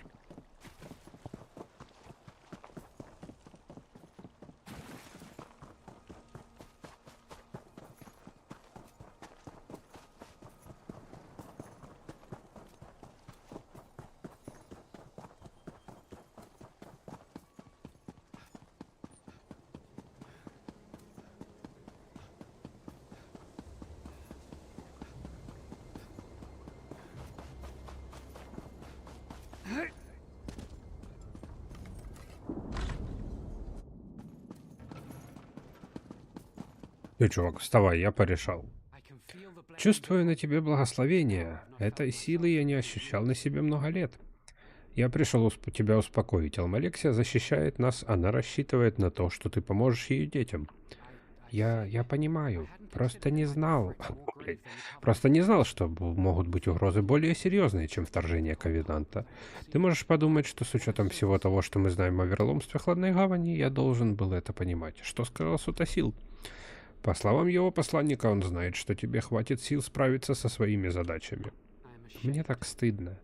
Трое верили в меня больше, чем я в них. Мне страшно спрашивать об этом, но что ты скажешь о лорде Вивике?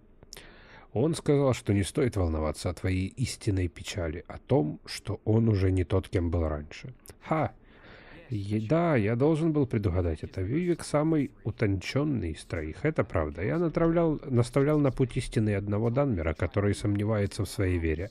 Он сказал мне, что трибунал теряет силу. А у темного эльфа были доказательства? Лишь косвенные. Мы видим троих не каждый год. Они перестали совершать ежегодное паломничество к Красной горе на Варденфелле, и никто не знает почему. Когда он это говорил, все выглядело так убедительно. И как зовут Данмера? Равил Урану. Он уже несколько дней ходит на молитву. Он был в таком отчаянии, мне кажется, он даже мыться перестал. Последний раз, когда я его видел, от него воняло, как от свежих потрохов.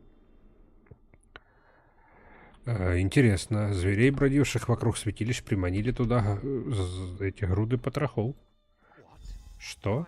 Каким же я глупцом был, подверг сомнению свою веру из-за какого-то пустяка и заставил сомневаться других. Мне придется многое сделать, чтобы исправить эту ошибку. Хотел бы я знать, почему сомнительные слова Рави Лаурана звучали так убедительно. Так, с темными эльфами порешали. Теперь ящерки.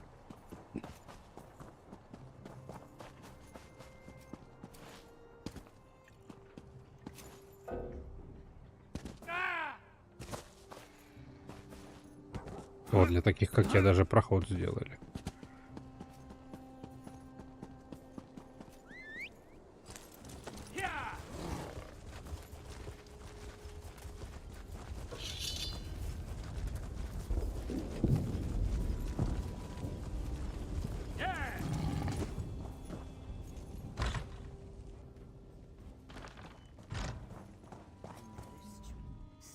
Итак, темный эльф, ты явился, чтобы посмеяться над тем, что случилось с нашим Хистом? Это ты пытался его убить? Что не так с вашим Хистом? Он умирает, и он и не был никогда здоров. В конце концов, это же не Чернотопье. Но за последние несколько недель он окончательно увял. Мы узнали, что его травит дом Дресс. Мало того, что нас порабощали поколениями, теперь они хотят вырезать наши сердца. Ужас. Что можно сделать, чтобы спасти ваш Хист? Самое лучшее, что можно сделать, это удобрить его мясом грязевого краба, завернутым в пепельный камыш. И то, и другое можно найти в изобилии в ближайшей местности. Ну, погнали. Мясо крабов и камыш.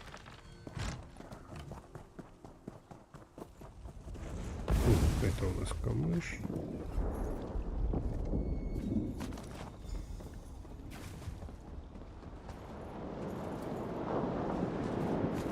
Еще камыш.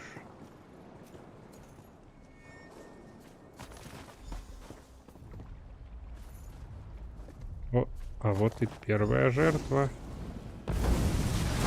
Течение неудачного стечения обстоятельств.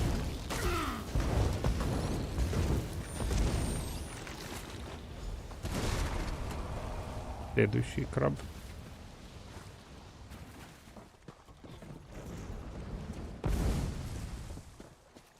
Место для рыбалки нам не интересно. Я помню, когда первый раз эту миссию проходил, сколько здесь людей было. Крабов нереально было убить.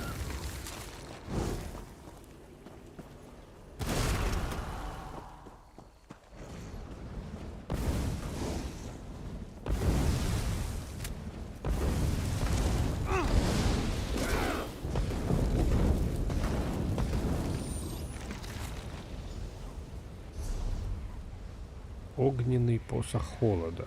По урону он трошечки лучше, но все остальное снижается у нас с ним. Ты кто такой? А, господи. Мы никого не подпускаем к Хисту, особенно незнакомцев, выражающих желание помочь нам. Мы как раз поймали темного эльфа, пытавшегося отравить дерево. Я всего лишь раздобыл ингредиенты, которые ты просила. Твои слова честно пахнут, но правду узнают по вкусу. Покажи мне то, что у тебя есть. Вот крабовое мясо и пепельный камыш. Да, я вздымаю гребень извинений. Пока ты отсутствовал, мы поймали темного эльфа, который осквернял наш Хист. Прошу, положи собранные удобрения к корням, пока я с тобой. Стражники тебя пропустят. А что за темный эльф, которого вы поймали? Один из наших стражников ведет его в мой дом. Похоже, он полоумный. Он что-то сделал с деревом, и определенно он из дома Дресс. Ну, погнали к дереву.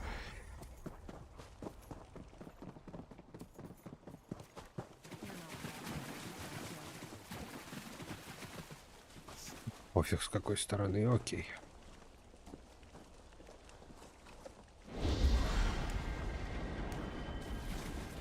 А теперь к ней в домик.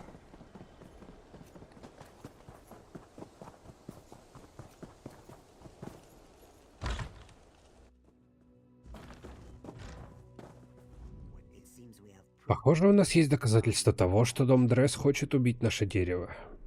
Это и есть тот самый эльф, о котором ты говорила. Пока ты добывал мясо грязевого краба и камыши, стражники поймали его при попытке навредить Хисту. Мы не могли выведать у него ничего, кроме имени и принадлежности к дому. Похоже, слухи оказались правдой. Дом Дресс хочет погубить наш Хист. Он царапал кору, облизывал наше дерево. Когда стражники прикрикнули на него, он выронил пустую бутылку.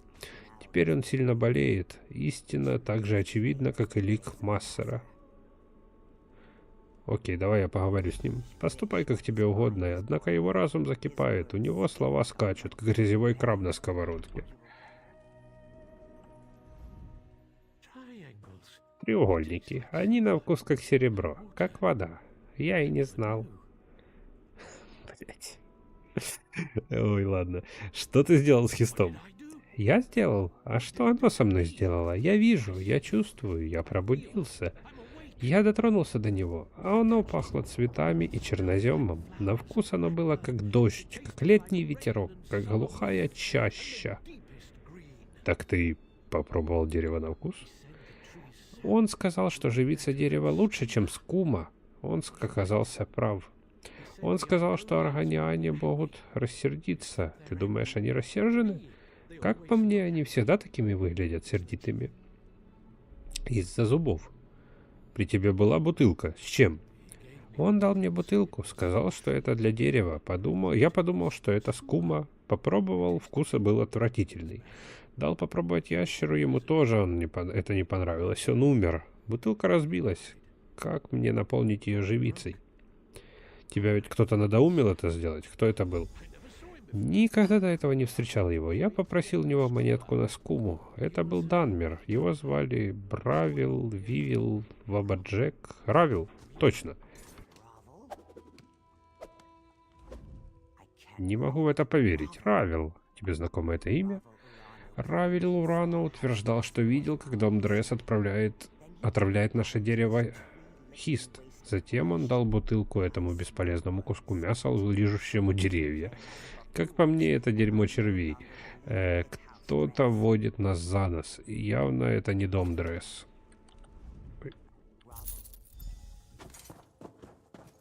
Так, мы выяснили, что за всем стоит один и тот же тип. Равил Урано. Но давать ему пиздюлей пойдем после перекура, скорее всего. А может и нет. Может, еще немножко позже пойдем курить.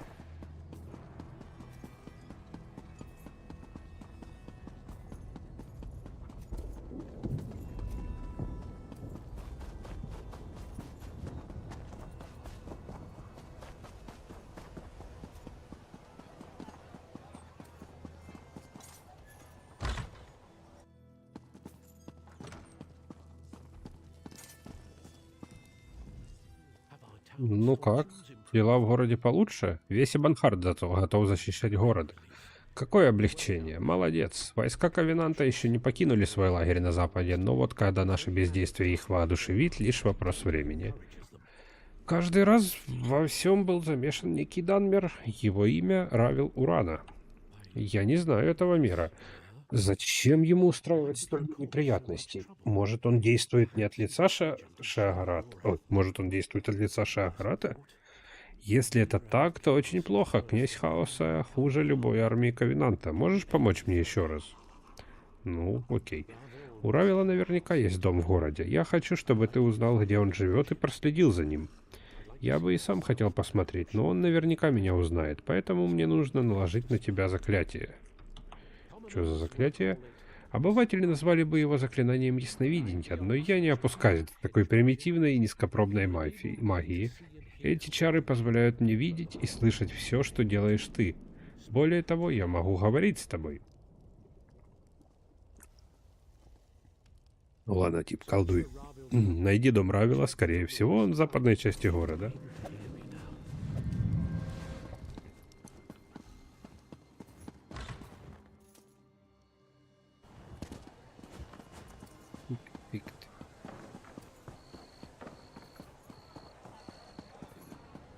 Телепатия, да. А вот и он, давай за ним. А, вон он, господи. В какую сторону он собирается? Ага. Стелс.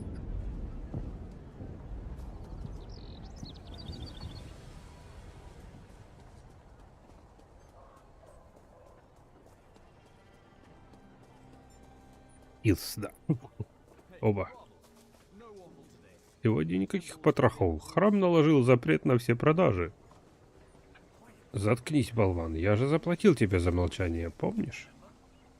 Ремембер.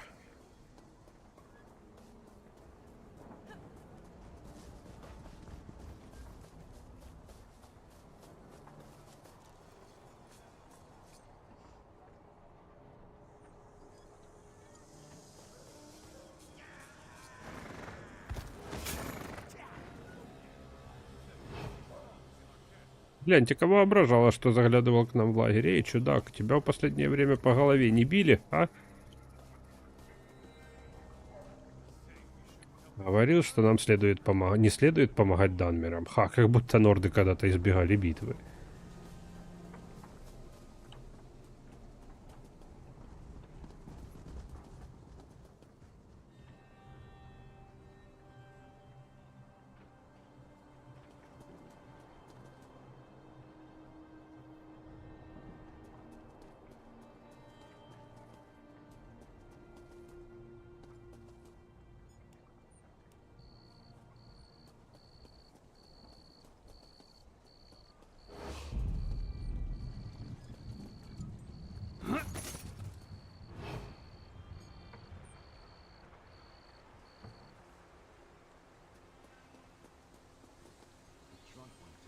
Янчуга послушался твоего совета, языкастый, и теперь сожалеет об этом. Дружище, это был просто трёп, уверяю тебя, я ничего такого не имел в виду.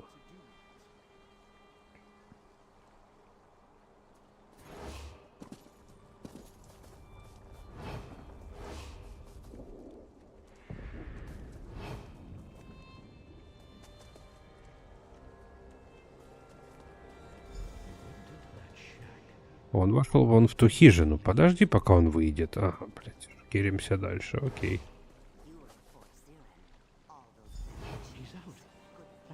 Смотри, выходит. Что-то очень быстро. Входит и выходит. Попробуй пробраться в хижину. Окей, погнали в хижину. Чары общения. Давай-ка посмотрим, к кому обращался Равил. Ритуальная книга. Что за... Что там еще, Равил? Так это ты тот назойливый тип, из-за которого все пошло по пизде, короче. Просто пустая трата моего времени.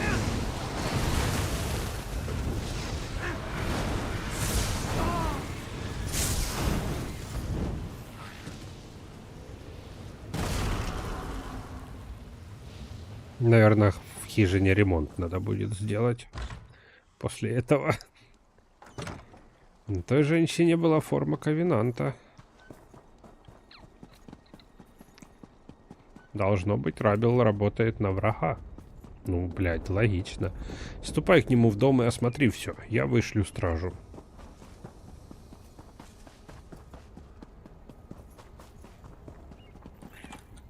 Ой, ой-ой.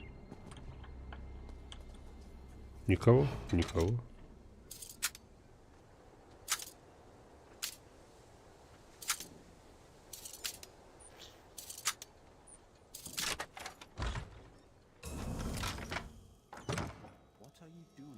Что ты здесь делаешь? А и действительно, хули я здесь забыл. Ухожу.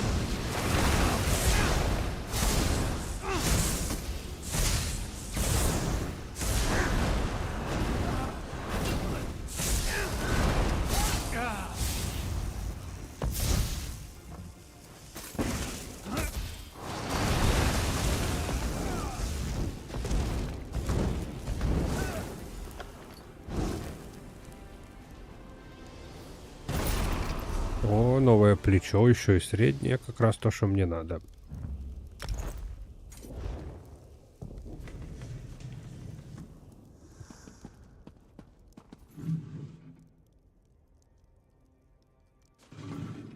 Ну да.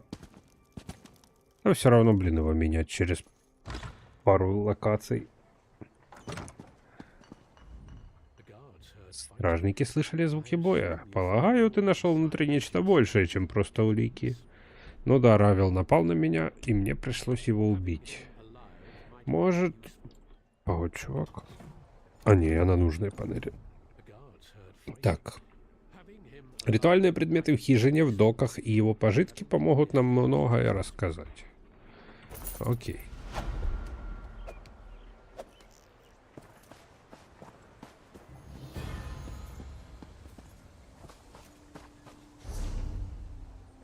Так, Эбонхарт мы закрыли. Следующая локация. Следующая вот туда пойдем забирать камушек.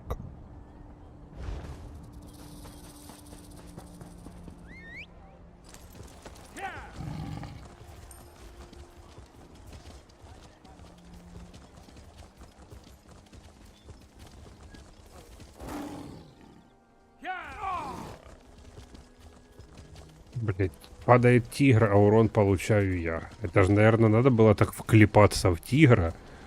Там, наверное, и голова возле коленок. Так, мне немножко на ту сторону.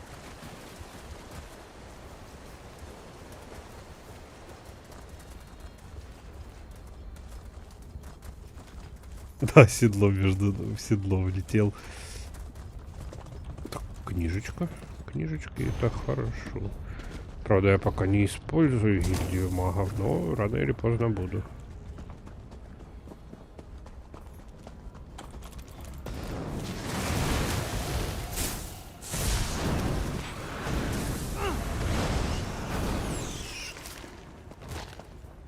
О, почем сейчас жучиный скатл? Да, не особо и дорогой. Ну ладно.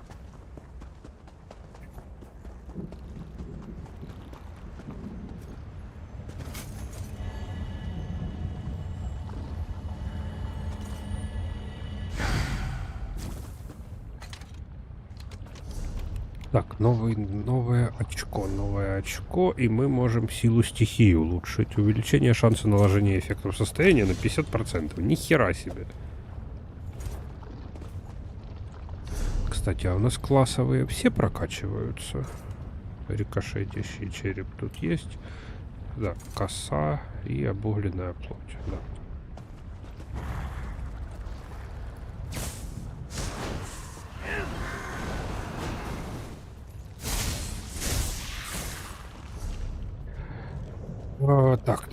Так. Это у нас есть. Следующее получается вот это вот. Ближайшее. Нам осталось 6 локаций, так что сейчас по-быстрому все закроем. За сегодня, думаю, сделаем. Ну или, по крайней мере, постараемся, потому что не хочу разрывать тогда уже.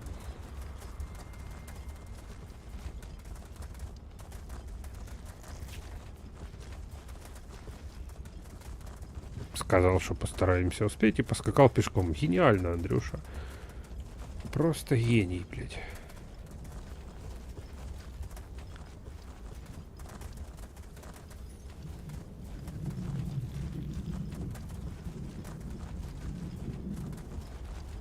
Genius, да. Ну, хоть книжечку забрал. Уже не зря.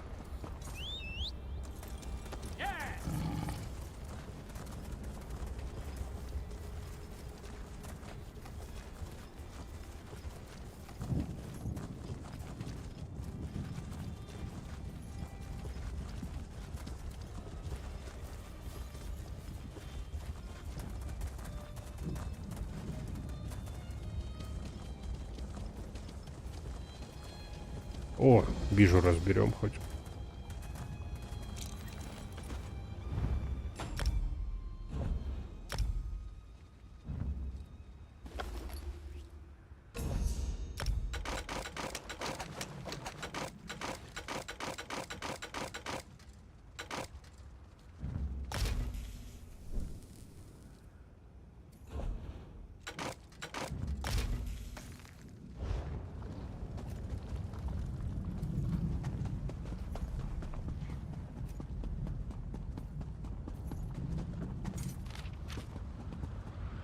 Блять.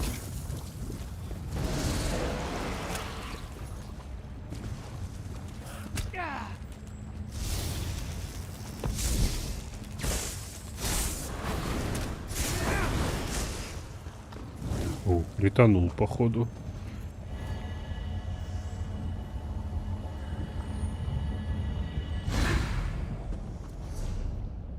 Так, наступна локация.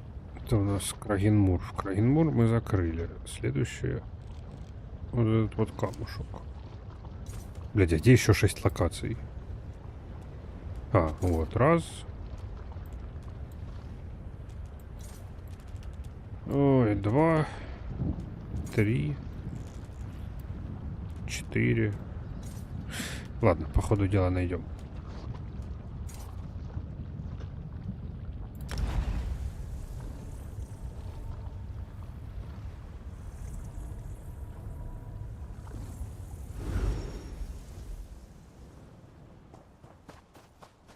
О, здорово, ебать.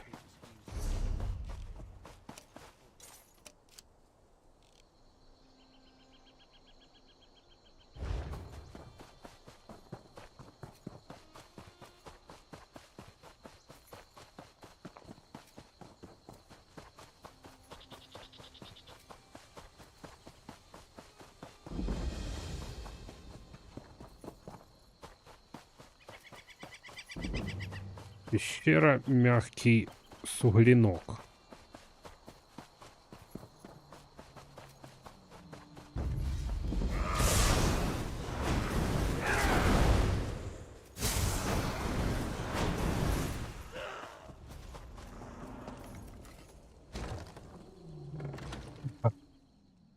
Мягкий окорок.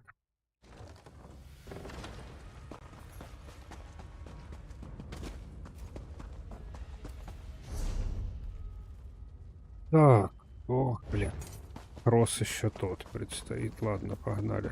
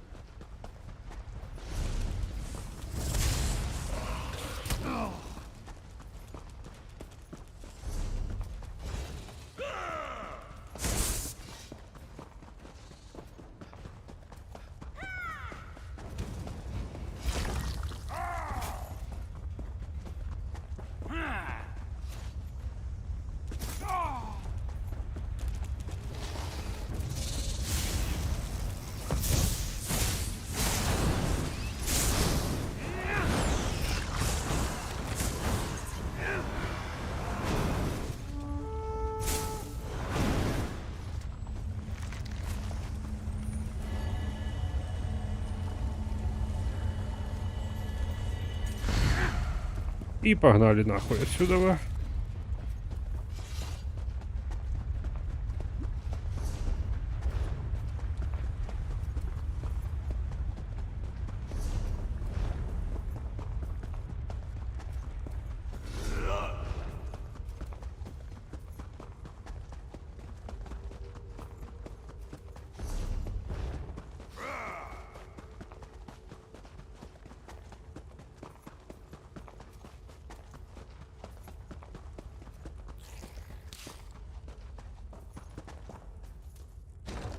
Все, мы собрали камушек, идем дальше. Следующее место, следующее место. Да, вот напротив камушек, в принципе. А потом сюда, вот сюда.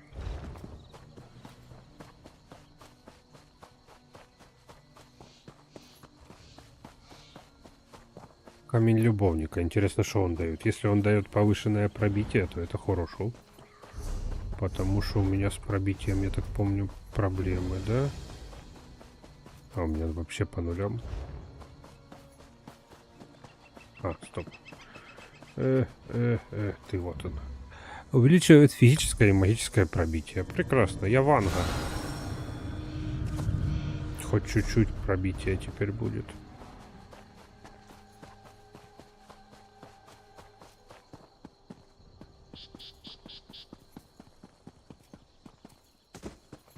Камень любовника пробивает тебя, да. Оп, хилимся.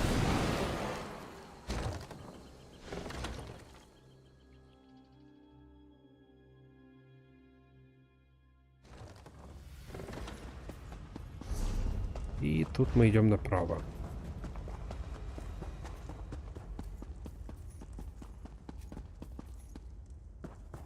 Ну, тут кто-то уже побывал.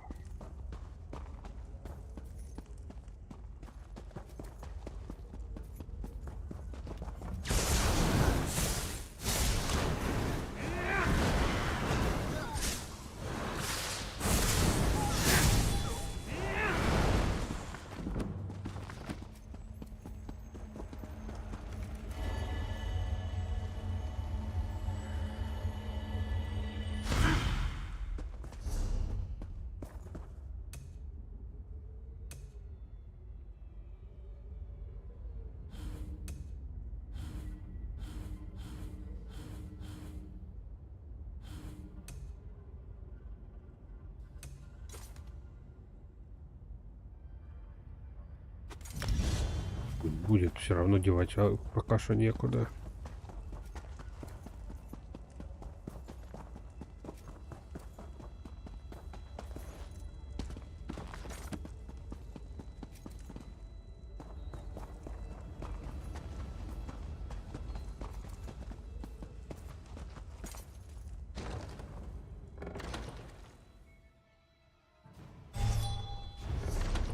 Так. Следующая лока вот. Сатарам Плантейшн. Это у нас плантации Сатрам. Ну да, непереводимое название, логично. Погнали нахуй.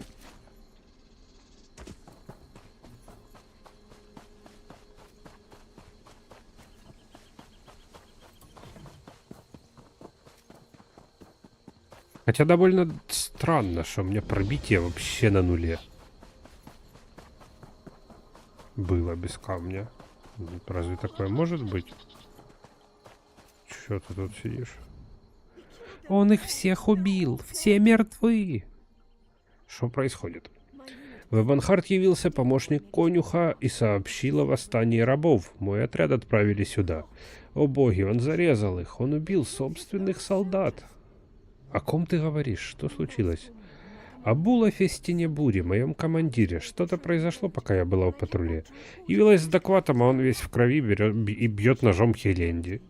Ну, блядь, с кем не бывает. Увидел меня и пошел в мою сторону. Сейчас он на дороге. Мне нужно побыстрее убраться отсюда. Иди в Эбонхарт, я поговорю с Улафом.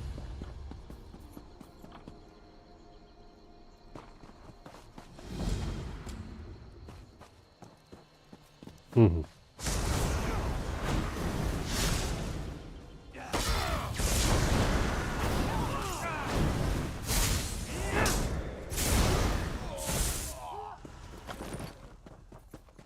Эктоплазма? О, значит, это провидение. Мужик, ты кто?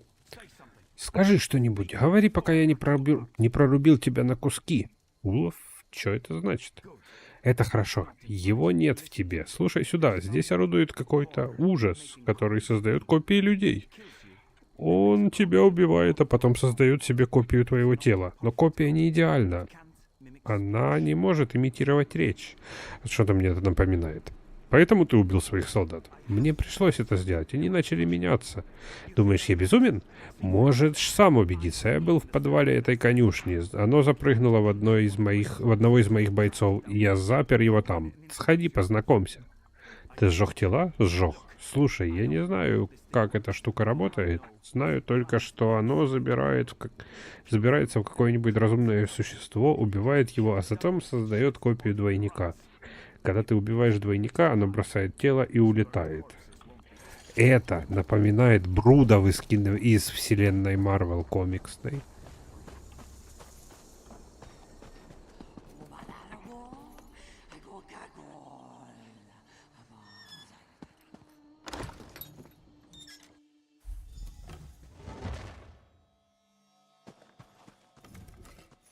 Бруд через Д.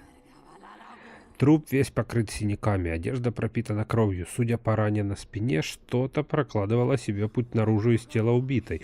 Но вообще это да, это больше хищников, чужих напоминает, но тем не менее... А, блядь, вы же двойников создаете, что-то недопонял.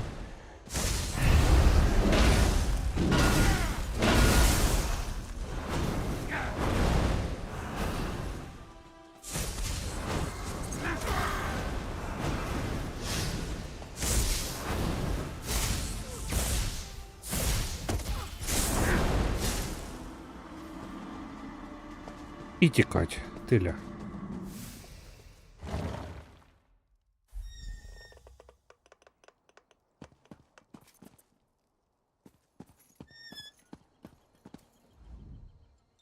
Ты не видел моего мужа? Мы разделились, когда эти животные каджиты взбунтовались. Так каджиты? Нет, я ничего не видел. Призраки, уничтоженные посевы, разорение нашего прекрасного дома — все это их вина. Они дурно пахнущие животные. Я говорила Тирилу, что из этих кота-людей выйдут плохие рабы. И еще эти чудища. Оно здесь из-за них. Что тебе известно про чудовище? Его призвал Рашада. Он кто-то вроде шамана. Мой муж прервал ритуал, который эти котолюди проводили несколько ночей назад. Мы наказали всех присутствующих там и извлекли тотем из их самодельного алтаря. Создание боится этого тотема. Что ты имеешь в виду? Я видела, как эта тварь проникла в одного из наших стражников. Он на меня напал, я запаниковала, и как врежу ему тотемом. Он застонал и убежал. Так можно делать и в тотеме. Ладно. Надо было держать тотем при себе, но в этой суматохе я забыла его в спальне.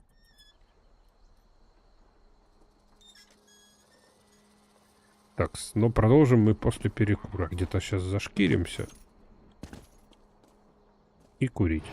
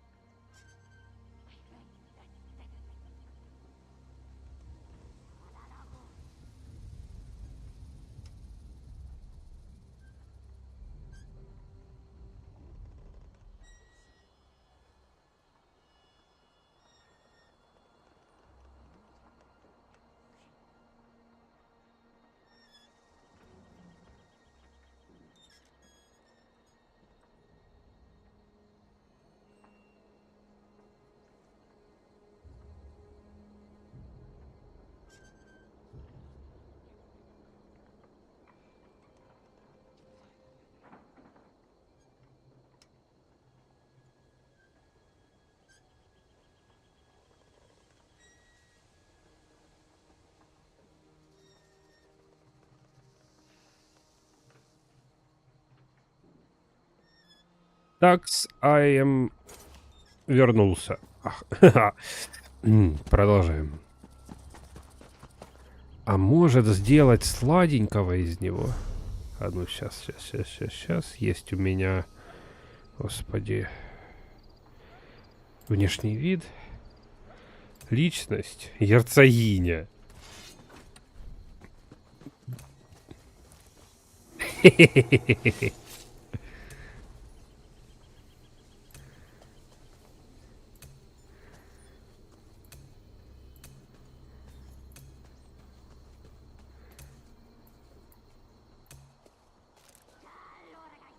Не, на самом деле не хочу его таким делать. Все-таки мы героический чувак.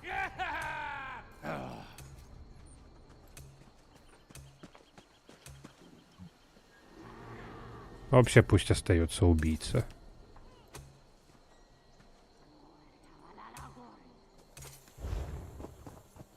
Так, ладно, пошлите говорить с Ульфриком. С Улафом, прошу прощения. Ульфрик то немного из другой эпохи. Ну что ты увидел? Говори, будь ты проклят.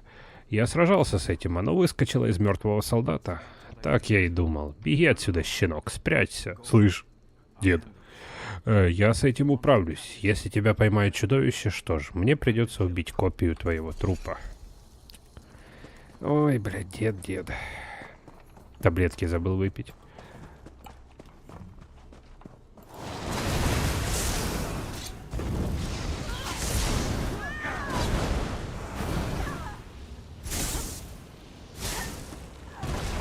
Не, ну с пробитием теперь хоть чуть-чуть легче играть стало, господи. А то я не пойму, куда делось вообще пробитие в игре. Ладно. Да, буревестник, я именно про него.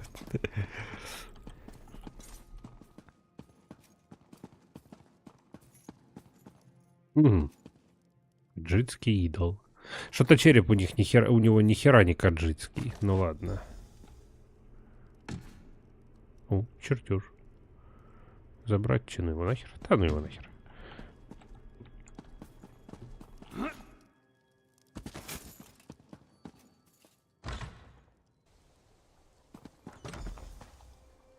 А говорит с Рували. Что-то не так с Тирилом. Я боюсь к нему приближаться. Это не Тирил. Его труп я нашел в твоей спальне. Нет, я тебе не верю. Я знаю, это он. Просто с ним что-то не так. Я докажу тебе это с помощью идола. Сяськи-масяськи, нахуй. Ты куда? Ты куда? А, все, понял. Чувак, там открыто было. Нахера ты взламывал?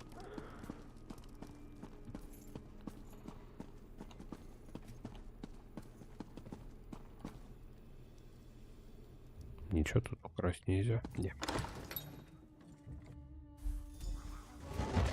Ну, какие весьма у вас гигантские подвалы. Ай-яй-яй.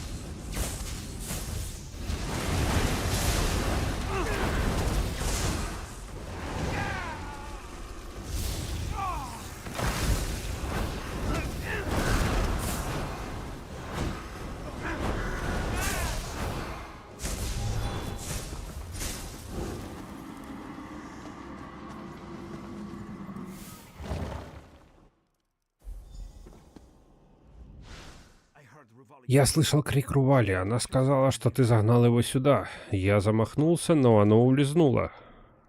Рували в безопасности? Она наверху рыдает над телом мужа. Поднимись туда, и если ее муж пошевелится, сожги. О, книжная полочка.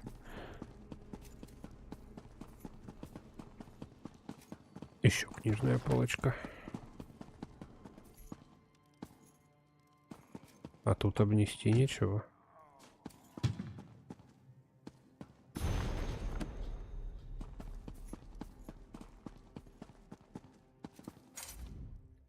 Мы собирались расширить плантацию. Хотели обменять бесполезных кота-людей на каких-нибудь более сильных бретонцев или редгаров. Тебе нужен этот идол? Мне не нужно ничего, что принадлежало этому грязному котолюду Рашаде. Он привел это чудовище сюда. Он должен знать, как отослать его обратно. Да, хорошо, сейчас сдадим квест тебе. Салют сейчас в конюшне. Это в центре плантации. Возможно, он остался, чтобы посмотреть, как чудовище разрывает нас на куски. Коварное животное. Возьми идола, видеть его не хочу. Ладно, пошли разбираться с Каджитом. Что-то я думаю, котейка не виноват.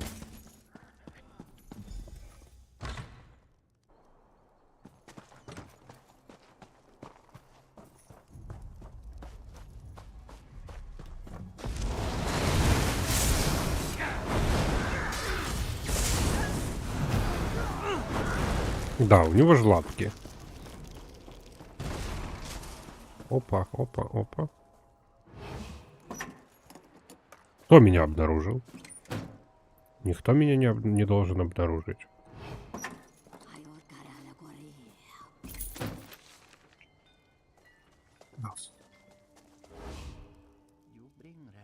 Ты принес Рашаде идола полной луны, верно? Да направят тебя луны, незнакомец. Правда, что ты призвал монстра?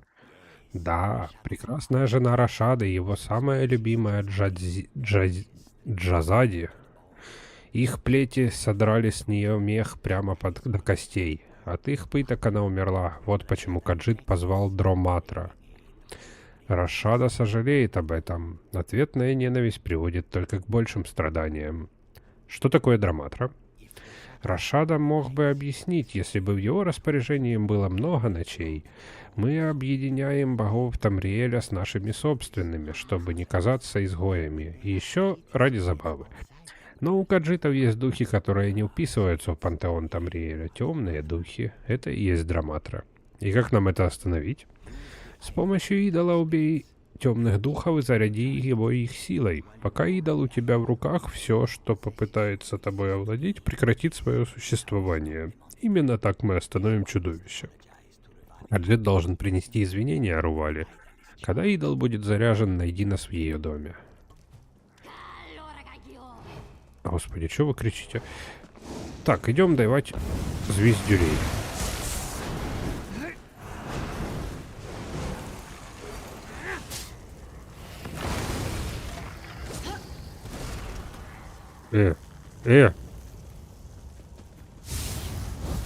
Я не могу натянуть. Чувак, не догорай. Надо применить идола и убить. Все, понял. Делаем. Ищем, ищем, ищем.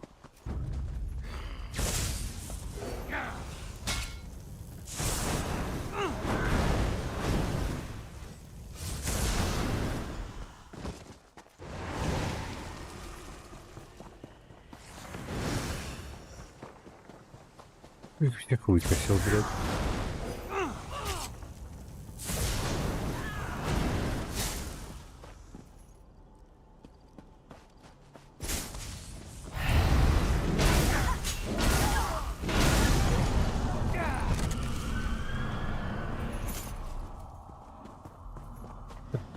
Все, идем в дом Рували.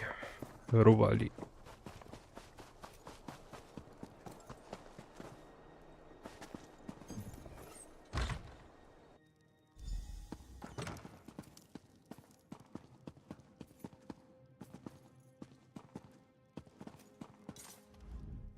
Рашада попросил прощения. Зверь разглагольствовал о понимании и переменах. Животное, виновное в гибели моего Тирила, посмело обратиться ко мне. Он просил мира?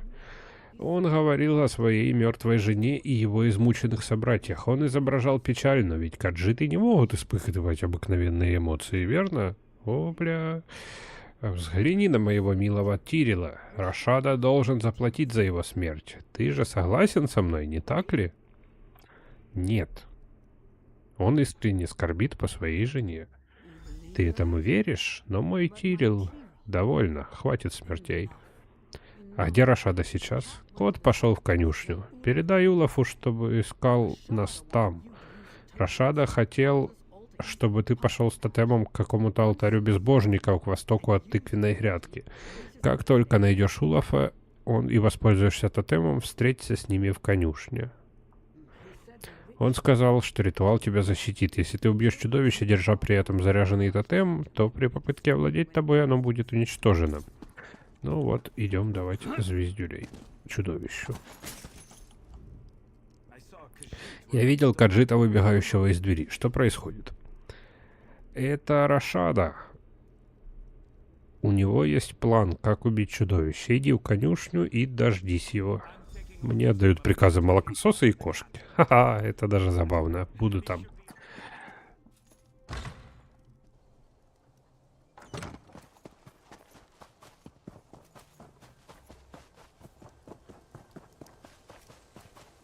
Что мне нравится в этой игре, что мир меняется. Вот ты зачистил, например, прошел квесты в этой локации, то тут монстры уже появляться не будут для меня.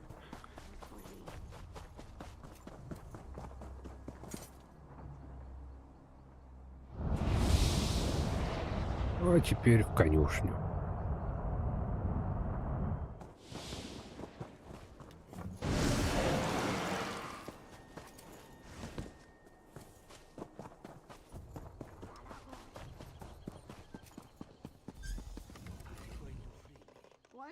Почему это меня должна волновать смерть его жены? Посмотри на него, он животное, он враг. Мой Тирил, он отнял у меня моего Тирила.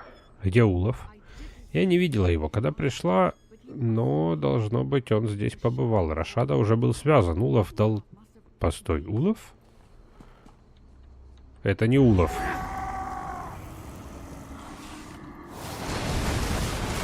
Куда ты беги, господи?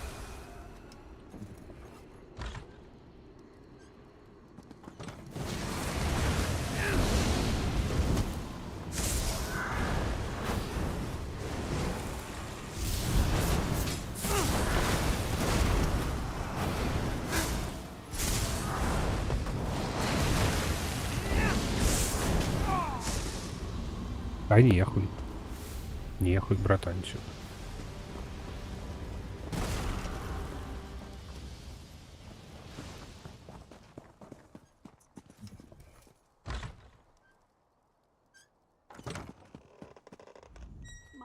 Мои руки подводят меня. Не могу поверить, что послушала тебя. Ты убил то чудовище? Улов мертв.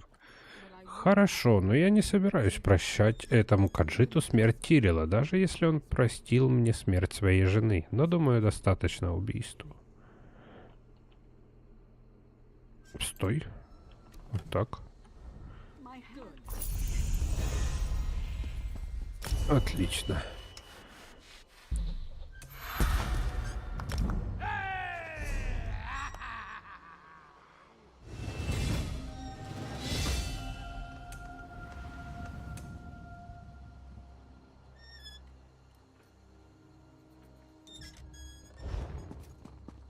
Такс, и идем дальше. Тут у нас недалеко камушек. Забираем его. Кстати, а типы-то не исчезли.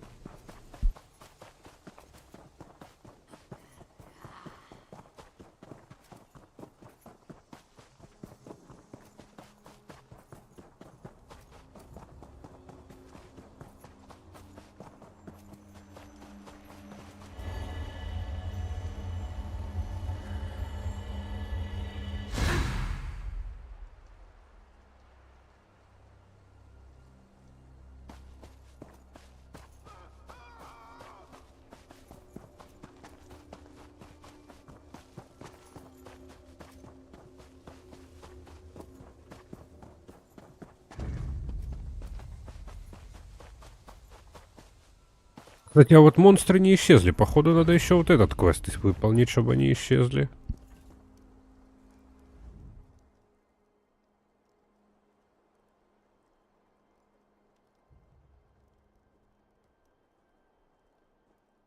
В руках этого мертвого Каджита зажато послание. Катеш. Господи, блядь, Катеш. Как только подожжешь дом, найди Унджаси и освободи узников. Она будет ждать к югу от амбара. Сегодня ночью мы станем свободны. Так, ну погнали посмотрим. Но почему эти призраки... А, они связаны. Нет, не связаны. Странно. Под телом этой женщины лежит скомканная записка. Унджаси, после освобождения узников приведи их к помещениям, что к востоку от хлева. Там мы спрятали оружие. Вооружи их и готовься к битве. Видимо, не получилось, не фартануло. Ладно, тяжелый мешок. Ладно, соберем, пусть будет. Продадим.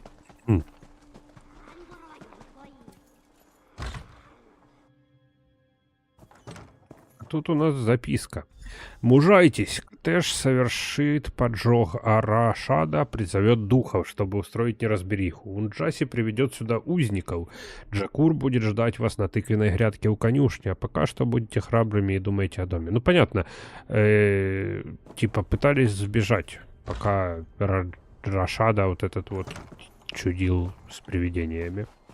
Вот как раз сейчас этот квест мы добьем по-быстрому. Я думаю, квест очень быстрый. А если нет, то быстрее. Мы его быстро сделаем. Так. Джакур. У этого каджита есть карта и запечатанное послание, на котором указан получитель Вахара. Участок карты севернее плантации обведен кружком. Надо найти место. Доставить письмо Вахаре. Вахаре.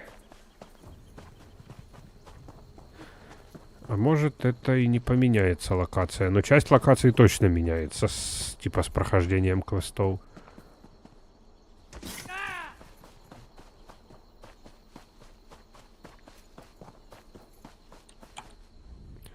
Умоляю, будь милосердным с Вахарой.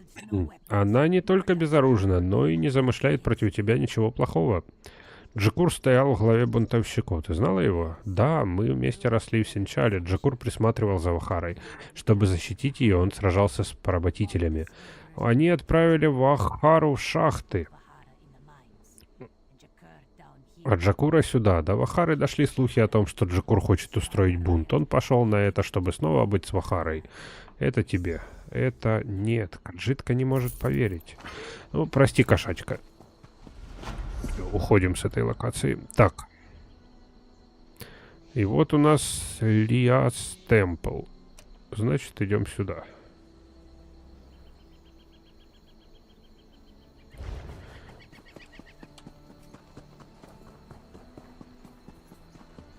О, здорово, мужик. Услышишь ли ты мою мольбу? Что случилось? Изменники из моего племени осаждают храм трибунала в Илиате. Мудрой женщине нужно помочь убедить нашего Эшхана в том, что это ужасная ошибка. Она хочет выступить против главы племени? Если он не хочет никого слушать, то иного выбора нет. Мы, эшлендеры, следуем советам наших мудрых женщин. И чтобы наш Эшхан пренебрег ее пожеланиями, быть такого не может. Прошу, если хочешь помочь, ищи ее к северу от храма. Ну, погнали к северу от храма. Это вот как раз квест на храм Илиат. Ой, враги. А чё я от них прячусь, в принципе?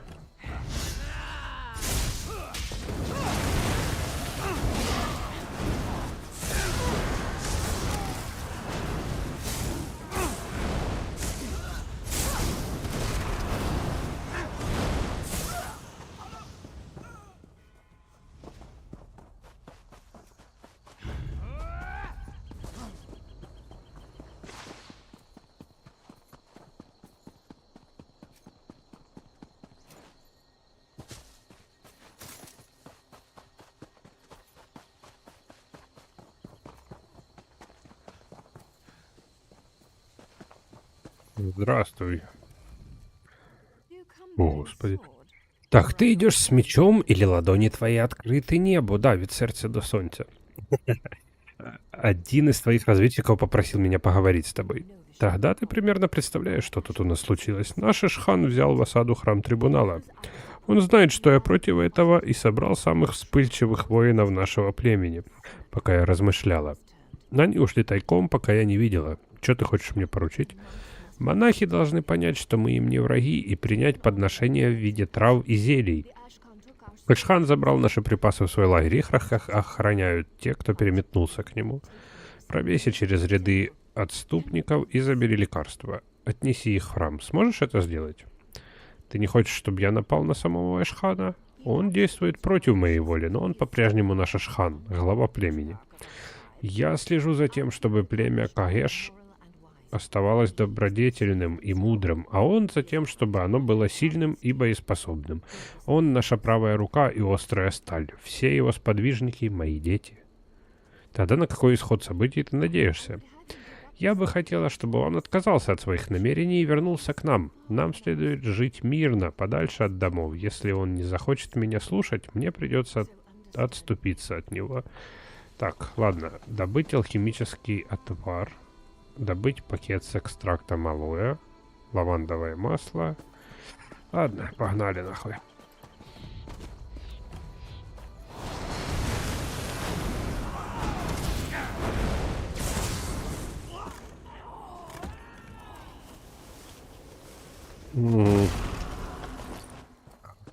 Так, значит, экстракты всякие у них. У трупиков надо забирать экстракты, короче.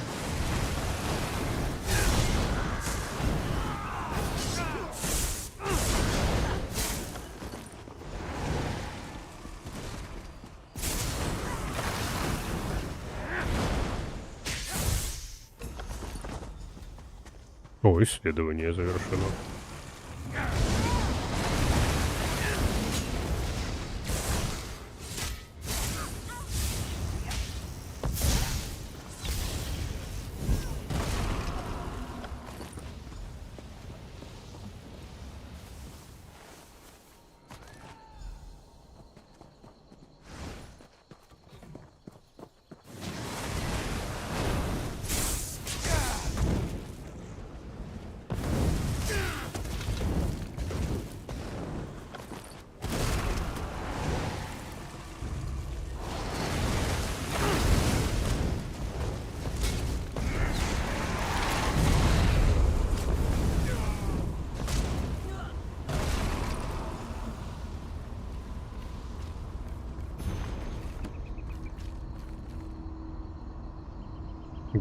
Какой красавчик.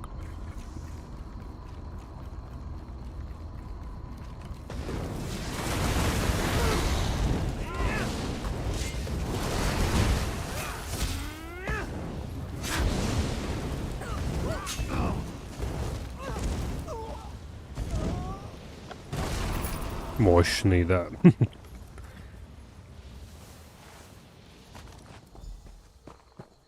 Так, теперь ходим в храм и говорим с предсказательницей.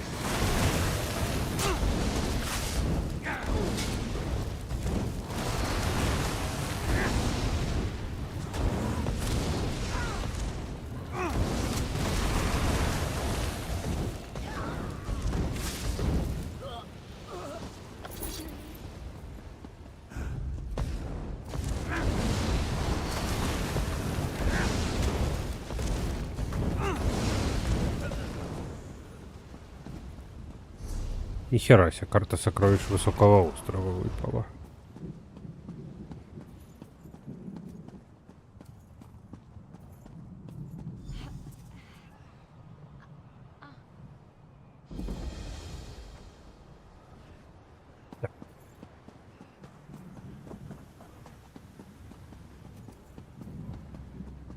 Кем тут надо поговорить?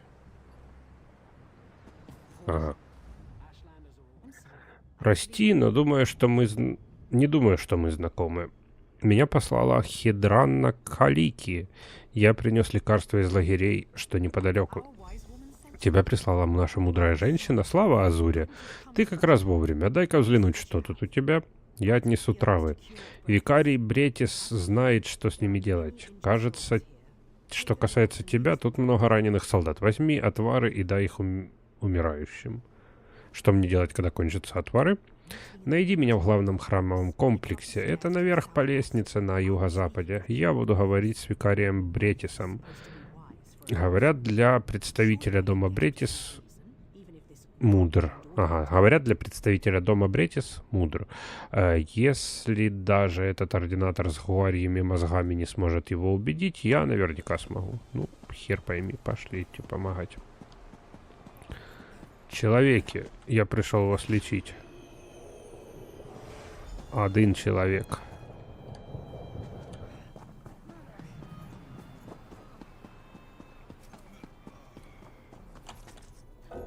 Два человека. Три.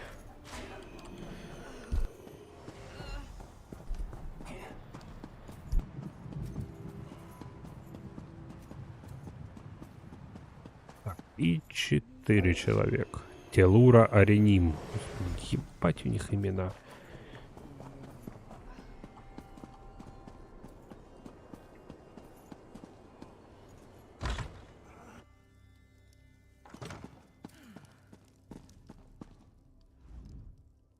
Еще один незнакомец в моем храме. Должно быть, ты избранный посланник Эшлендеров.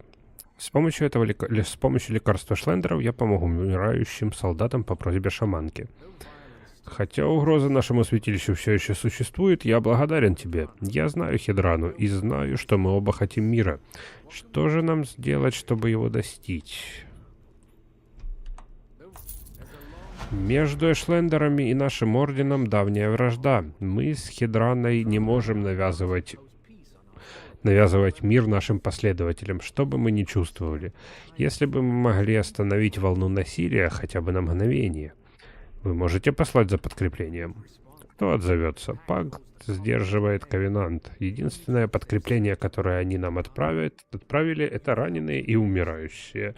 Ты помог тяжело раненым, но такие солдаты не в силах защитить нас. Кто еще там есть? У нас остался еще один источник силы — Трибунал. Может быть, трое укажут нам путь в эти трудные времена. Подойди к святилищу на этом этаже и помолись у алтаря. Возможно, Трибунал тебе ответит. Ну, конечно, я ж просто рандомный чувак, которому всегда отвечает Трибунал. Что тут у нас? Где там? Ага.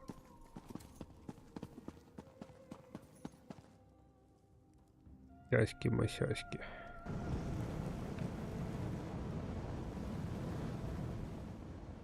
А, это снова ты, дитя, чью душу похитили. Моя госпожа Алмалексия благодарна тебе за помощь, которую получил от тебя адепт Силдрас. Викарий боится, что храм падет. Может ли Трибунал что-то сделать?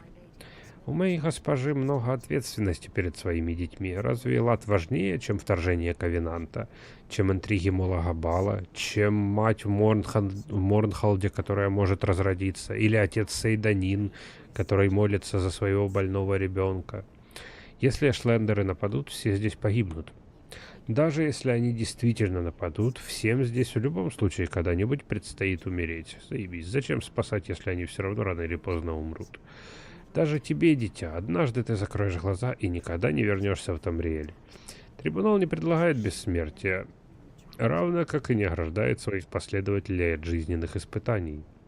И неужели я ничего не могу сделать? Вот более мудрый вопрос. Алмалексия обязывает меня сказать следующее. Ступай в часовню под храмом, возьми прах из урн Нера, Трена и Фарион, рассей его над вечными огнями у подножья северной и южной башни. Что дальше? Перед тобой предстанут ординаторы. Ты должен заслужить их уважение. Были капитанами стражи, они отдали свою жизнь за Илиад. Одолей их в схватке, и они помогут тебе защитить Илиад. С ними нужно драться, чтобы заручить их помощь. Зачем? Предположим, что один мир попросил тебя о помощи в битве с врагом, которого не смог одолеть в одиночку. Если ты победишь его в схватке, значит он слабый, просто хочет, чтобы ты решил проблемы за него. Если он победит тебя, он силен, и помощь ему действительно нужна. Блять, железная логика. Спускаемся в подвал и даем звездюлей.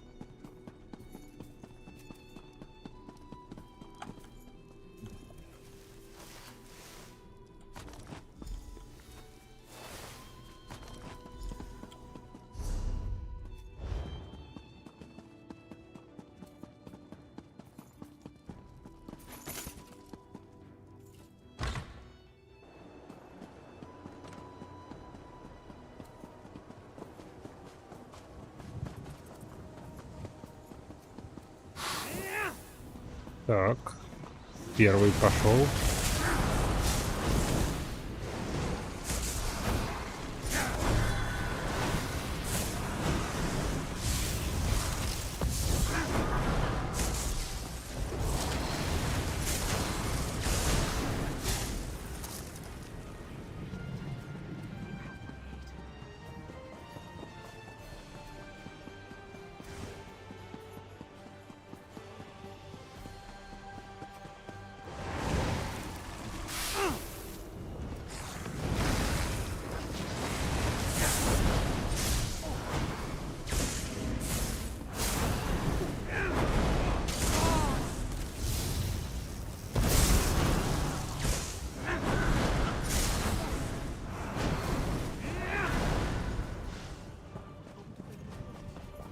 Вот так, они согласились помочь. Сила убеждения на высоте.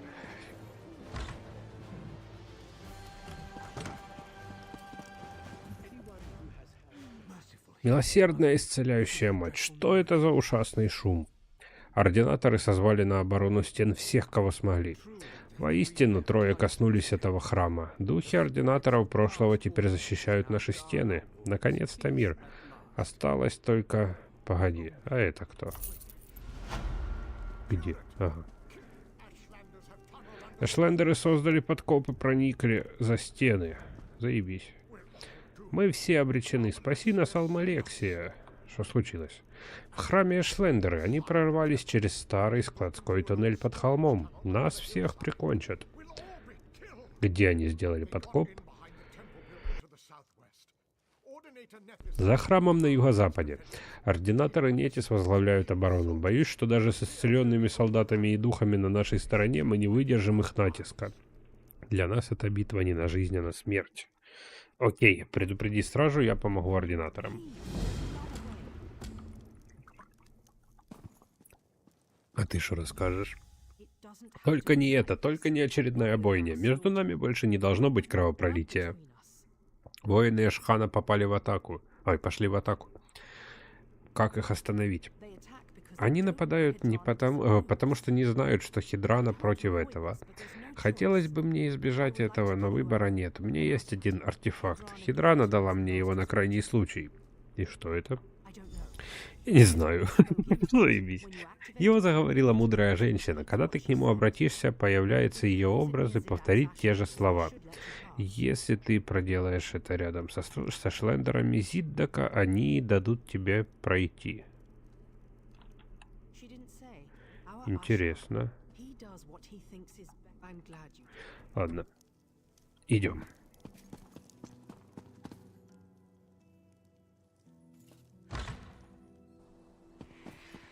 Не, ну тут оказывается еще сюжет более-менее прикольный. Я думал, здесь сюжет для галочки. Типа сюжет для сюжета.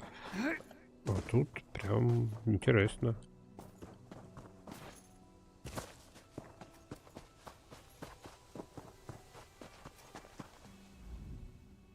А, это ты. Хорошо. Нам нужен тот, кто сможет привести все в порядок. Ну, с учетом того, кстати, что это вторая эра, про которую в лоре вообще ничего толком не было до появления Elder Scrolls Online, то это очень-очень интересно.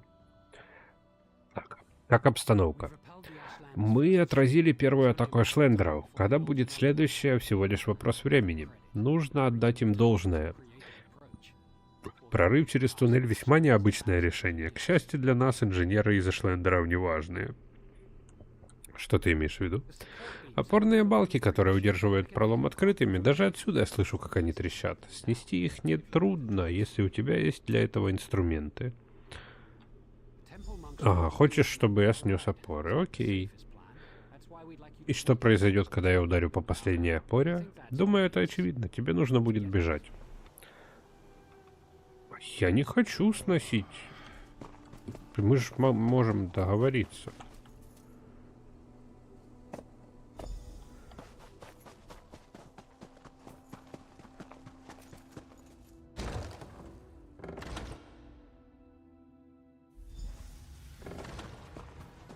Ага. А, то есть все равно, либо разрушать придется. Ну ладно.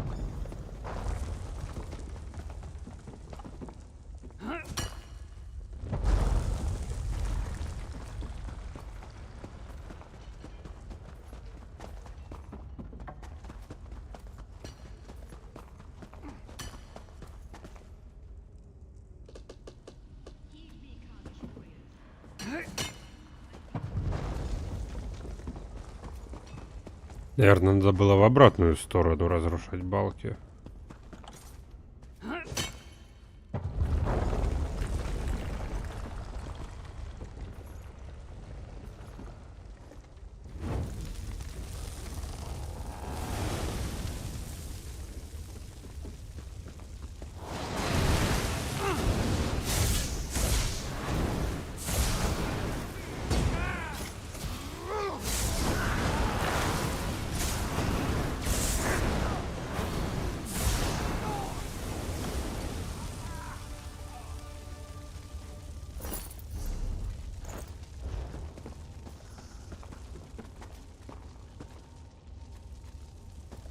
Ну,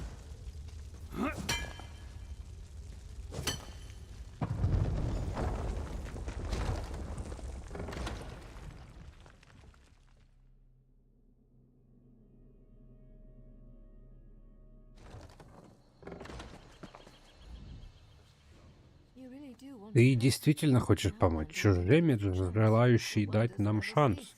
Неужто чудесам никогда не будет конца? Он не отступил, он сражался до последнего вздоха. Главным недостатком Зиддака была ярость, но не трусость. Теперь в нашем племени нет мужчины, достойного занять его место. Некоторые обитатели храма хотят отомстить. Они будут охотиться на наших, поэтому мы с Тринат уезжаем.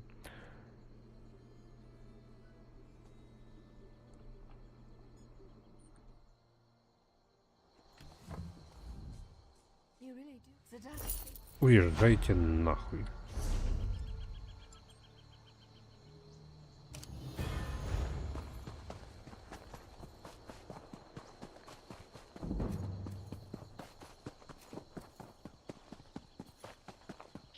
А, уебывайте.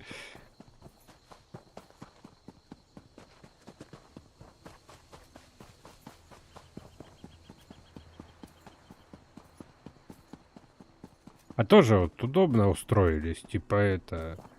Напали, получили пизды, и одна такая, ну, блин, мы ни при чем, чувак, это наш вождь, он сам захотел на нас сам захотел напасть, мы всего лишь подчинялись ему. И я такой, ну ладно, идите, хули вам.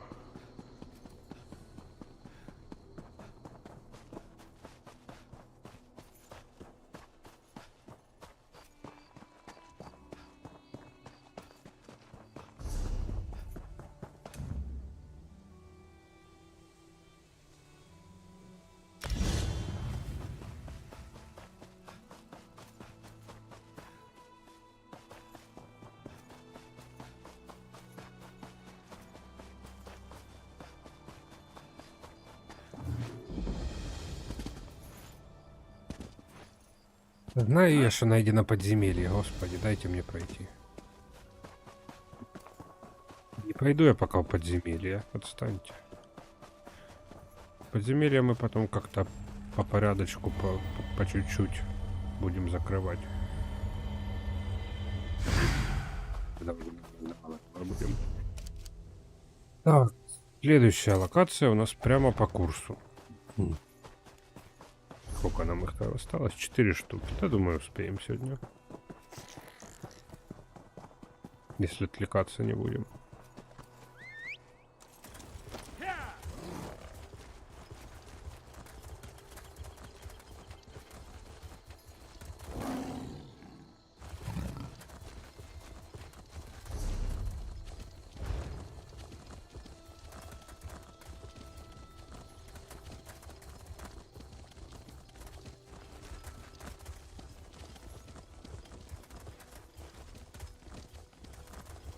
Или закончить сейчас и оставить на на третий выпуск.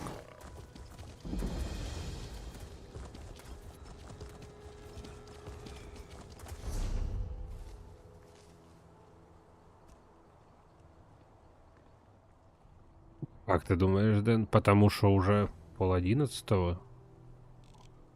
Надо еще голды нафармить, все дела.